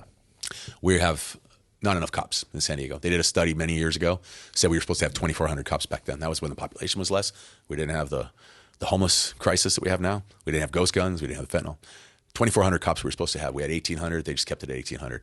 Now, if you had to compare our city to another city with similar size and crime, Dallas is a good comparison. They got 3,500 cops. We're quickly approaching 1,700 cops. We're going down with the number of people retiring or moving to Montana. Yeah, same thing. So we're losing cops. But if we can lower that number of calls that have to do with homeless related issues, then the cops, maybe we do have enough cops at that point. You can do more with what you Yeah. have. And there's different types of police work that, do you remember when we first started doing a lot of humanitarian operations? I remember in the Marine Corps, I was a young guy. Maybe it was right before you joined. The Marine Corps and the Navy were kind of ticked off about it at first. Like, we're supposed to be able to go and break things and fight against bad guys. But we're the only tool the president really had who could expeditiously get out to these countries and help save lives in some of these earthquakes and tsunamis and mudslides and that kind of thing. So people look at the police department that way. That's the biggest organization you have of just, hammers to go out and solve a problem. They're not the best tool, though, for it. So we need those mental health professionals. We need those social workers. So I want to build up a behavioral health unit. That we have a really small one now. I want to do that. Many of the calls we go to, they could go to, maybe with police there as a backup in case it gets a little violent. The other thing is we have a job with these report writers. They're basically investigative service officers. They're not a full-on police officer. They don't take as long to train. They don't cost as much. They can handle all those cases when there's not the bad guy still in the building. So when somebody breaks in here and they're gone, they can just show up to do the fingerprints and the blood samples and the photos and all that. So that frees up the police to just do the regular police jobs. And, maybe we have enough at 1,800 at that point. So on the public safety side, like I was saying, if we handle the homeless front, all of a sudden we have more police free to handle the crime and the public safety. You mentioned ghost guns. Are you guys actually encountering those? Because I hear about that shit on the news, but I don't know. Well, okay, when you're in a state that you can get the guns you want, you don't have to worry about it. No, the 3D printers out there, they're pumping them out all the time. How often are you guys running into those? Very regularly. Yeah. Really? Yeah. Daily. Can they tolerate a lot of use, or is that more like a one-time use just in case you need the thing? I wouldn't say it's one-time use, but what we'll see is most of them on the pistol side will emulate a Glock type. And they'll actually have maybe some Glock parts you could get at a Glock store or online. But the pieces that they're manufacturing in a garage are just not quite to the specifications. So you'll see on the ground, if we show up to a shooting after they're already gone, there's a spent, expended case that's on the ground. And you'll see some live rounds on the ground too, because they're constantly jamming and racking it. So you'll know it was. At least they got their EPs down. Yeah. Tap, rack, bang. Yeah. No, but you'll see almost just as many live rounds on the ground with the expended casing. So you know that it was them. It's gotten so bad that we've even encountered some guys who, when they do have a actual Glock or another gun that's a semi-automatic, they're doing that anyway. They've gotten that muscle memory of racking on every shot that they'll do that even when their gun is not jamming. So that's how prevalent they are. Do they try to make them look like Glocks? Oh yeah, they look they just won't have the numbers on it. It won't say Glock. It'll just be but polycarbonate or whatever it's printed out of. Yeah. But probably the more they get fired, the more they jam. But they jam a lot. But they're good enough that one shot's all it takes, right? Yeah. Wow. Okay. Again, I mean, it's something you hear about on the news. Oh, yeah. They're so easy to get. For some reason, I thought it would look like some shit 3D printer. Like, this is obviously cylindrical, but like a white, I don't know. I'm thinking of the movie where Clint Eastwood was the Secret Service agent. The guy has the rounds. Oh, the plastic gun. Yeah. That's what I'm thinking. Like this big square monstrosity where it has the double hammers that you lock back. Yeah. I don't fucking know. No, that was a cool movie. It was a cool movie, but damn it, that's what I thought Ghost Guns were. I'm an idiot. All right, so where does it go from there? Starts homeless, cascades down. Yeah, on the and then on our infrastructure too. So just the basic things that government's supposed to do. When we were all cavemen and we teamed up with other cavemen for some tribe, right, for safety. Safety is number one. It was all about safety. So and then after that, it's infrastructure. I mean, it's there's other things that are important, libraries and parks, and we'll take care of all that too. But really, just getting back down to just the meat and potatoes of what government's about, and it's about public safety and about the infrastructure. So we're focusing on those public safety. And when I talk about the public safety, I'll loop in the homeless people too. I mean, they're San Diegans, whether they've been there a couple of days or they've been there. It's not like Montana where you got to be 7 generations homeless before you're. Like I said, it's wild. I've heard 7 generations, 7 years, everything in between. Yeah. How much does the state politics impact San Diego? Yeah, a lot. Like, what if you want to do something and say good question. Newsom gets elected again? Yeah. Which, whatever. Yeah. Right. And he said, like, you know what, Larry? No, I don't think so. Mm-hmm. So one thing I've learned, I mentioned to you doing community relations, and I work a lot with the legislation that the city does. Most of these people don't have the backgrounds in the things they are writing the legislation about. These aren't always the best and brightest amongst us who are running for office, nor do they have that skill set in law, or some of them do. Some of them are lawyers or business people, but not all of them. And they have very young staffs that write a lot of this for them. And I'm here to tell you, there's a lot of flaws in there where if you are not with the party, which I'm not with any party. I don't care who's up there. If you're with a party and you want to maintain that relationship with them because you want to become the lieutenant governor or the senator or the president someday, you go along. You got to go along with the team. And if the team they have a supermajority in Sacramento right now, the Democrats do.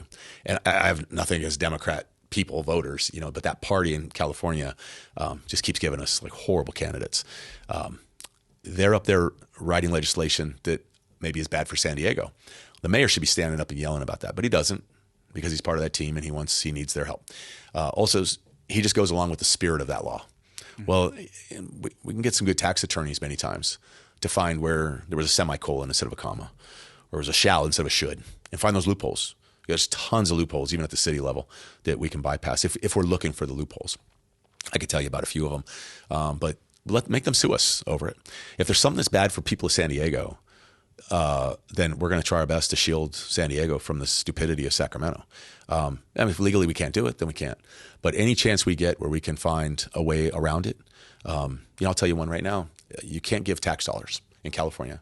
Passed a law that you can't give any tax dollars to a homeless shelter program if it requires sobriety. Those are the ones that work the best, by the way. But if it requires sobriety, I can't use any of my tax dollars for it. What's their justification for that? They will tell you that a person needs to, if you're going to take the tax dollars, you just need to house that person because the person is not ready to be helped until they're ready to be helped. So you can't force it on them. Also, it happens to be that most of those are going to be religious-based organizations. So I think that has a little bit of the reasoning behind it too. They don't want to see these Christian or Muslim-based groups get the money. But you can learn a lot from the way these other businesses and organizations do things with multiple corporations, for example. So, perhaps there's multiple corporations in this nonprofit. One nonprofit is the shelter, and that's the one that requires the sober living, right? But the periphery things, they have their kitchen, their food, their rec center, their job training. Those are different corporations. So I can support those corporations with tax dollars. I just can't support the beds, right? Yeah. So wherever those gray areas are, if it's some stupid stuff, to me, if it's ethical, moral, it saves lives and is right, we're going to find any way we can to play their game.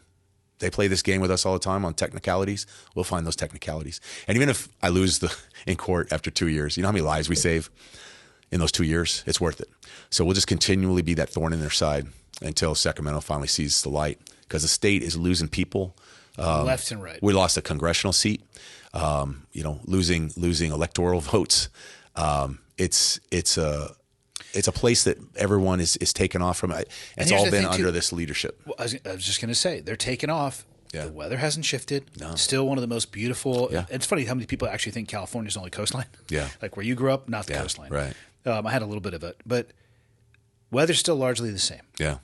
Real estate is just as beautiful. Yeah. The opportunities to do things outside, whether it's recreate. There's actually quite a bit of hunting in California. People don't know that. Close to Mexico, it's just absolutely gorgeous. Yeah. But you lost a seat because people are leaving. So if none of those things have shifted, what could it possibly be? Like, let's take a look at this. Yeah. It's likely the leadership. Yeah. So the elite of California, the big donors to the elected officials, they're the ones that are still running. And in their mind, whether they're still able to make money with their corporations out there from this, or they believe in that type of ideology that's getting pushed out of Sacramento, it doesn't affect them when they're in those neighborhoods with the gated communities. They've got the armed driver. Yeah, they're on dry islands. Yeah. But they're able to continually fool the folks into voting for those politicians. I mean, it is a majority Democrat registered voters, and God bless them. They're good people. They're just getting tricked by these people that are ruining their lives. If you talk to anybody in California, I don't know anywhere where anyone is happy with the trajectory it's been going. It's been going downhill for everybody. People are not as happy as they used to be wherever you live in Central Valley, San Diego. Anyway, they feel less safe. Trajectory is the reflection of the leadership in the direction that they're pointing it, Yeah. which they are in then turn voting for. Yeah. So you can't bitch about the ship going towards an iceberg when you have your hand on the wheel. Yeah. I mean, I guess you can. It's just not going to get you anywhere. Well, that's the dilemma then. So are we ready to go with something else? And in my case, I've been a lifelong independent. The friend we were talking about earlier, he actually had this conversation with me a long time ago. And just a lot of things in my life, my background, and the fact that I was a lifelong independent made me, a more viable option for people of San Diego who are definitely not voting for a Republican. Yeah. We're about 25% Republican, 25%, undeclared, and about 50% Democrat in the city limits. So, are they willing to take somebody other than that Democrat machine endorsed guy with all the unions and the big builders and all that behind him, even though he's not really the ideology of the Democrats. He doesn't follow that, So I'll talk to people all the time, and I convince them when I get those opportunities. We have these Larry Listens events, and I'm just talking to people at the library or people's backyards, and very left-leaning progressive people. And we talk about my policies and his, and I said, well, did you join the Democrat Party because you like the color blue and the name Democrat, or did you do it for the ideology of, well, of course, it's for the ideals. I mean, these are the things we believe in with the environment and with the humanitarian type approach to solving homelessness and a number of other issues. Like, well, here's my policies on those. Look what he's doing. He's destroying our environment in San Diego. Yeah, he has a great plan. Politicians will come up with those climate action plans that they'll never reach, but they get patted on the back with, oh, that was a very bold move, making a plan. But they don't implement them. For a while, I thought Newsom was going to be the guy. Yeah. I thought if Biden dropped out. Yeah, I think a lot of people thought that. I think the only thing that stopped that is that if they had declared anybody other than Harris, they couldn't have used the fundraising money. Yeah, and then he brings nothing to her because she's going to get California anyway. Yeah. I thought for a second he might be her guy, though, too. Yeah. I mean, you never know. Yeah. I don't know how many people know that she started her career in California. Mm-hmm. What I'll say is go ahead and Google how. I'll leave that up for the viewer and listener. Okay. How her ascent through the government system. Yeah. I'm not trying to tell anybody how to live their life, but let's just look at things objectively. Yeah. So what do the mechanics look like for you? Where are you at in this election season? Where are things at? Yeah, so we got same election. Everybody's doing on November 5th. We're on there for me versus the incumbent. It's about having some money to counter their dirty tricks. I mentioned those ones earlier about those mailers to the different sides. What a fucking waste! You defeated that with $7,500. Yeah, I know. Great ROI. But all they got to do is get one more vote. So if they convince enough people that I'm worse than them, they that's the thing. Everyone knows him, so there's some uncommitted voters out there, and some of the polling's been done. I'm just right behind him among those that are committed, but there's like 25% say they're not committed yet. And when they get the question, well, why are you not? Well, they haven't heard of me yet. Or they heard my name. I just want to learn a little bit more. But they all know him, so they're not going that way. So I'm very excited about it. I really believe we're going to win. I just got to be able to reach those people, and it takes money. And when we're this totally complete grassroots movement because neither party supports us. Even some people who want to support us, their bylaws don't let them. If you're an independent, you're not with their party. They can't give you any money. So we've got a ton of volunteers out there, and it's really. I mentioned earlier. That hitmen, they hired a group of hitmen from LA to come down and get me. And it was this private eye company that the PACs are paying a lot of money to just follow us around. They follow my wife and little kids around. They're taking pictures of my little boy at school. That's super creepy, and I feel like illegal. Yeah, well. Also, I don't know shit about the law. So let me preface it with, I'm not a lawyer. Yeah. I don't know a goddamn thing about the law. Yeah, it is creepy. My wife's, she's the one going through a little bit harder thing than me. I've been followed in my life at places, and I've had death threats, and that's fine. At one point, these guys put out our home address to the paper. I mean, isn't that doxing? Yeah, but, it's technically, they can't be held, criminally liable on it. It used to just be judges. It was judges and elected officials, and recently in California, they made it first responders too. That if you do it first responders, it becomes a crime. But they listed homes that I own and had rented, and they put them all on there. So I guess technically they didn't say that was the one I'm living in, but that was the one I was living in.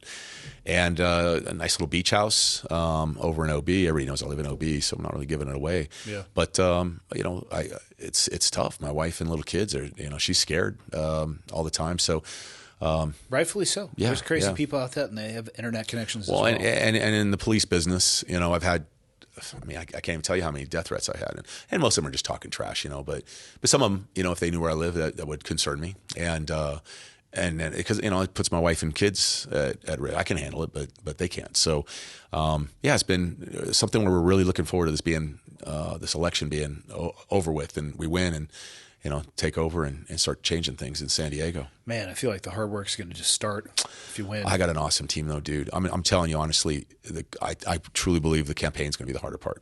It's going to be once we can get in there. I've got a superstar team of people that. One guy used to be a city manager there. I've got someone who had run for mayor before, who knows how the cities. They know all the nooks and crannies and mazes. They were part of the swamp there. They know where the bodies are buried. They know how to clean it up. They just didn't want to run, so they're letting me take the hits. But to them, those are true hits, right? When you are being attacked, they could say anything they want about me. It doesn't change anything. I mean, they can make up stories about me. If I had something in the closet, it would have, I wouldn't even be running. So. They're going to have to make some stuff up. And it's fine. Go ahead. It's like, when you've been through some things that we've been through, it's just like getting hit with a squirt gun. It's just annoying. But my wife will still love me. My kids will still love me. I'm okay. If stories come out that they want to, spread lies about me, that's okay. It's just I'm thick-skinned on it. Man, okay. even if you're not successful, you're going to sleep better at night knowing that you threw your hat in the ring when other people would not be willing to do so. Yeah, I could not have looked myself in the mirror and I get choked up about it with the city. It's such a great city, man. I mean, you live there. Yeah, I loved it. It's got so much shit on it right now. It just needs to get cleaned up, and it's not going to be hard to fix. It really isn't. It's just got to be. We got enough people in San Diego that want to see it happen. It's just how many of them fall for that vote blue no matter who. That's the story that they try to sell to everybody out there. Because anybody who's not with our party. But the party itself is messed up. The Democrat voters are good people. They're just like us. We all agree on 95% of the same stuff, and that's all I'm trying to do. Safety, infrastructure. Let's get humans from dying on the street. Get them a chance to better their life. That's it. My dad's in his mid-70s, and he and I have had a lot of political conversations. He has said, his words, not mine, he doesn't even recognize the Democratic Party from what it used to mean when he was growing up. And somehow John Glenn. Somehow he's like they've switched. Like a Republican has become a Democrat, or a conservative has become a Democrat, a Democrat has become a conservative. You're right. Then there's, the people who are, and I think this is 80% of the people, probably have a foot of each, left foot in the blue, a little bit towards the middle, right foot in the red, a little bit towards the middle. What scares the shit out of me are the people who are on the far, far extremes of either. That seems to be, I don't know if it's growing in size. It's certainly growing in volume, but that just could be them being more active or the tools that they have. But parties shift too. I mean, vote blue for no matter who. Also, I don't know what the version of that would be for red, but they're equally stupid. Yeah. We just only hear the blue side over there. We keep getting force-fed these Democrat politicians. Vote red or you're dead. That's probably what it is. Well, I remember when I was a kid during the Soviet Union, it was always the better dead than red. They would always give that because red was always the communists, right? Yeah. But this is just convincing people that we just need to try something new. And as you were saying, with all these other things too, the age limit on military service, or how we're handling mental health. Throw it all out there. Yeah. So I believe it might be naive of me because I'm the FNG in politics, right? I say that all the time. Most people don't know what FNG is. If you win, right? you can't say anymore you're not a politician. Well, no, I still can. I'm going to say that. Let me tell you this, in a brother. Political office. It doesn't matter. I'm a public servant. That's it. I'm a public servant. I've been a public servant my whole life. I'm just going to continue serving, but in this job. All right, but I'm you'll not be a politician. I will not get that stink on me. I swear to God. You watch. I've told my wife she shouldn't kick me in the balls if I start acting that way at all. I would rather resign than let that happen. I take a lot of pride in how many people are going to come to us with these quid pro quos and how many of them we're going to put in jail. I don't mind wearing a wire 24/7. It'd be interesting showering with one, but it would be. There's some logistical concerns there, but every problem has a solution. Yeah. What's been your favorite part about being a police officer? Oh man, just the helping people all the time. I mean, San Diego's a little different. You lump police officers in the country together. It's totally different. It's like restaurants. Going to a Denny's in Florida or a Chili's in California. They're all restaurants. It's completely different. We do things different than they do in Minneapolis or they do in Miami. So very different place and different crowds, different feelings from the community toward the police. we are loved in San Diego. For Buy every some. Oh no! I was going to say, I would say for every middle finger I get, Yeah. there's like 20 people wanting to buy my coffee or buy me a burrito or something. The guy in front of me in the drive-through sees the patrol car behind him. I pull up and it's, the guy in front of you paid for your. I mean, that's the kind of love we get in San Diego, and that isn't just from patriotism. It's a relationship that San Diego PD has built over decades, and that's the only reason I'm a cop there. I had learned of that relationship as a military person there, and met some cops and saw. Hey, these aren't like those guys in the South. It's not the North Carolina state troopers that I was used to dealing with or others. It's a different relationship there. And it's something about San Diego. It's the surfing and the lowriders and the skateboarding and the street art and all of that and the fish tacos and the Padres. And everybody is just a different kind of vibe there that I don't have in any other city. And then the beauty of it and everything else too. The military side of it. It's just this awesome melting pot of some crazy cool culture there. There's no other place like it. So the police need to police differently there too. We need San Diego kind of police there. And every organization is going to have one or two, bad. I always want it to be zero. Yeah. But I would say that in San Diego, I'm being honest with you. I probably met like not even 5, assholes on the department. They're still good cops, but they kind of not the guys you really want to have a beer with. Yeah. Most of the guys and gals are just really good people, and I love that. And because of that, when we had those protests, the George Floyd protests all around the country, you saw they weren't that bad in San Diego. Matter of fact, of all of the people that showed up, most of them are from LA. They drove down to be agitators. We know the same group of about 25 Antifa people in San Diego that are truly Antifa people. That's the same group. We know who they are. Anytime it's more than 25 people, it's out of towners. The people in San Diego support us. It's great. So getting those, not that I live on thank yous. I mean, I don't need that, but man, you love helping people. It does help. Yeah. I don't know that cops would stay there if that wasn't the case. I think I know the answer to this probably, but what's the hardest part about being a cop? Yeah. Seeing all that ugly. That's what I figured. Yeah. I mean, we were talking about before this about the little 3-year-old dying recently, but suicides, overdoses, accidental overdoses. People die from fentanyl because they thought it was a prescription pill, and it was they're making them look just like the pills. The human trafficking's terrible. I don't even bring that up much. We're going to tackle that too, but I don't. There's only so much I think San Diegans can take of the bad news, and they don't even know how bad the human trafficking is in San Diego. If you overload it too much, I think it becomes overwhelming, and you turn it off. They turn the radio off. Yeah, right. You're right. So I'm trying to just stick to those 3 things. Yeah. But we're going to juggle more chainsaws than that. I mean, we can handle it. There's a lot of things we can tackle, but trying to bring pro sports back to San Diego and that sort of thing too. I was going to say, do you still own a Chargers jersey? No, I don't. Fuckers. Yeah, if they wanted to come back. They did good enough every year that I lived there that I almost considered rooting for them. Yeah. And then those sons of bitches would piss it away at the end. Yeah.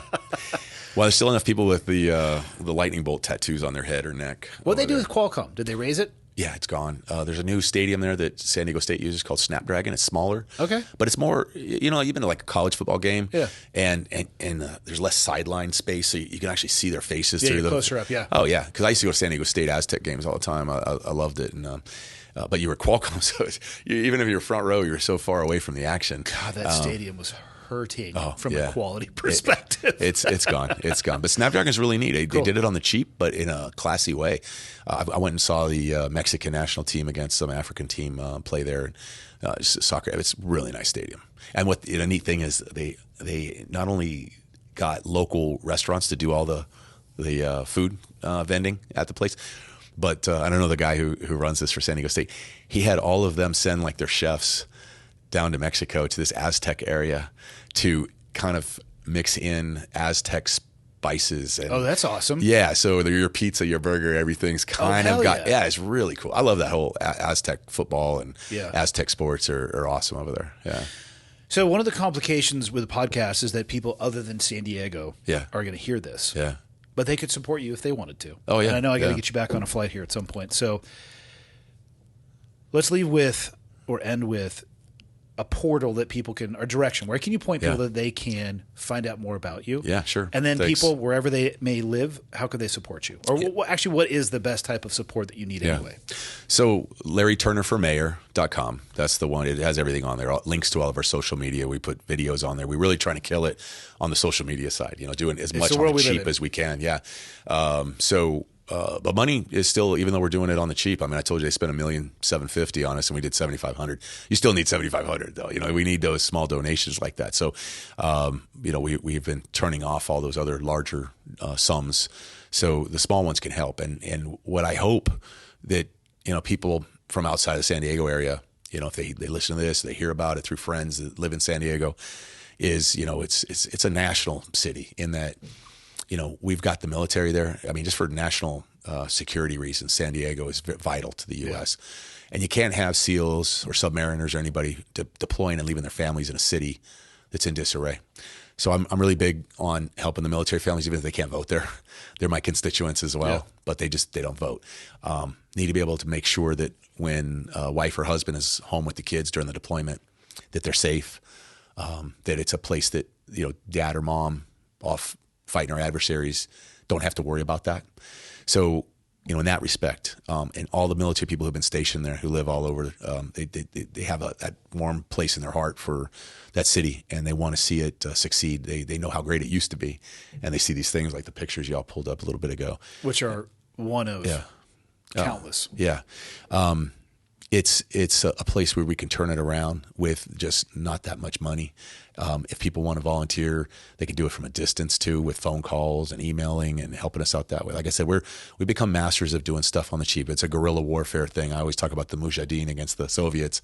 The bear went over the mountain book, and that kind of thing. We're using things against them that was normally their strong points. We're finding those critical vulnerabilities, and we're just able to do things really on a shoestring budget, and it's been successful. I know we're going to win this thing. I see it everywhere I go. It's the people who used to throw the fundraisers for the other guy are inviting me over. They're tired of it. They're tired of seeing the city go that way. Most of them know me from the police department and things that I've done to help their community. So they've already known me. They're just building on the relationship they already had. So anybody who's outside of San Diego area, please look up the website and do some research too. You can click on some of our videos. I'm down under the overpasses with the homeless. I'm in the tents with them, talking about the drug use, talking about I'm on that documentary that Tulsi just shot over there too. You can see how bad it is in San Diego, but I promise you, we have solutions to this. It is very, there's hope. I don't think that's the case in other parts of California or the West Coast, but in San Diego it is. And this is the part where people think maybe I'm a little too naive. I truly think that this is something that's going to spread. So if we took the city, 8th largest city, and just dropped some common sense bombs on it, that and we start seeing that change, that's going to be a national story. Fox and CNN, everybody's going to be out there showing the success of San Diego, that we start filling up our convention center again, that, people are wanting to move back into San Diego. Those cops who left for Nashville are coming back, try to get you to come back to San Diego. That's not happening. Yeah, I know. I'm ticked in up here. Yeah. Try to get as many people to come back, and reinvest. Get those businesses that are leaving the Bay Area, the Elon Musk, they don't want to be in Texas. Let's be real. They want to be in California, but they're having to leave, right? Yeah. Because of the environment's being created. Try to shield them from the stupidity of Sacramento and have an old school California kind of an area in San Diego where they feel it's like the old way it used to be. People have family in Sacramento or in California. You don't necessarily want to move far away where you're losing touch with your cousins and everybody. So really trying to bring the people down to San Diego, show them that we can have success down there, and hoping it spreads. And Chico and Santa Clara and all these other cities, they start saying, "Hey, we're demanding the stuff we all agree on." And I saw this on the internet. And I still haven't proven if it's true or not. I think I'd probably get bit too much if it happened. But the 100 red ants and 100 black ants. Did you ever hear that story? No, and I don't think you should test this. No. Supposedly you put them in a jar and then they don't do anything. I don't know who did this test, but it's a good story though. All right. But you shake the jar up, right, and then they start fighting and killing each other. That actually makes total sense. Yeah. Well, it's the way they play us on each other. It's the left versus right, And we all got to focus on those things we all do agree on, and it's 95% of the stuff. We all want our kids to live safe. We don't want our kids stepping on needles in the playground. Yeah. We don't want the dogs are overdosing in San Diego on licking the foil that the fentanyl was on. The dogs lick everything. God, I hadn't thought about that. So dogs are, that's the life we're living right now. This is unacceptable. So we want to make San Diego that test bed, where those billionaires that want to build that shelter system I talked about, the Sunbreak Ranch, they call it, build it there, show that it's success, and then they can replicate it in other cities, Cincinnati, Denver, wherever, That's the thing I really think is going to be able to happen in San Diego. So I don't want to do anything after this. I promised my wife I was going to retire in a year. I had 10 years in the police department at that point, and I was going to homeschool the kids and travel with them and all that. She was going to do her nonprofit stuff, but this is going to be 8 years, turn this thing around, and we're going to build up some good people with integrity. I don't really care if they're in which party they're in, as long as they got integrity and a work ethic. That's the people I want to hand the torch off to, and then I'm done. I just want to sit back by the fire and smoke a cigar and have a scotch and watch, look on my phone and see, who's them running that football and going even further with it for the next couple of decades. Man, I hope you're successful. It's going to happen, man. Yeah. Yeah. What do you want to leave people with? We'll get you pointed back towards the airport here shortly. Oh, yeah. Hey, it's beautiful here. I really appreciate it. I really think that when we just talked about that flow of people out of San Diego, I'd like to leave people with the stay and fight. I saw decades ago people were leaving California for Arizona and Nevada. And then those states have slowly transformed into something that now they want to move a little further east or further south or up here to Montana. It's the thing where we just got to man and woman up and fight the good fight to save what's happening, whether it's school boards, water board, whatever. We got to stay and we got to fight for these things. It's really tempting to go to one of those cities where there's more people like-minded or taxes are better, and I get that. But think about staying and putting your money where your mouth is, or put your effort where your mouth is. Stay and put up the fight. Just another story about San Diego real quick that kind of goes to that. We have these elected positions that are called planning groups, and they're elected at the lowest level just in the neighborhood. So we have these 50 neighborhoods, and each one elects a council, and then they approve and make recommendations up to the mayor's office on how things grow there. This particular mayor, he's disbanded the ones that disagree with him on his ideas on moving. Literally, historically a great policy. Yeah, but disbanding democratically elected officials in our own city and putting in puppet organizations to take their place, because you have to have one of those. So then he's got the city council on his side. That's the kind of stuff that if those people in those neighborhoods just let it go and just say, well, it's just how it is, politics now. That's where we are today. It's just going to keep happening, and it starts at those low levels. We got to fight it. We got to do whatever we can to make it do it. It's tough. We're all in that, that hamster wheel of life. And a lot of people working 2 or 3 jobs to make ends meet, and going to your kid's soccer practice, and all those things you got to do. Go to church. It's tough, but we all got to. This is a time in our history of the U.S. We all got to step up, and it's time to really be men and women of courage, and have that fortitude to stand up against these people who are going to try to push this on us. I dig it, man. I'll be paying attention to the San Diego election for the first time in a long time. Well, I'll come back after we win. Yeah. I'll come visit. I know cool. an awesome carne asada place. Oh, yeah. I'm sure you do. Yeah. Thank you for making the travel up, man. Thanks, I appreciate bro. it. That was an honor. Yeah, I appreciate my pleasure. it. Thanks.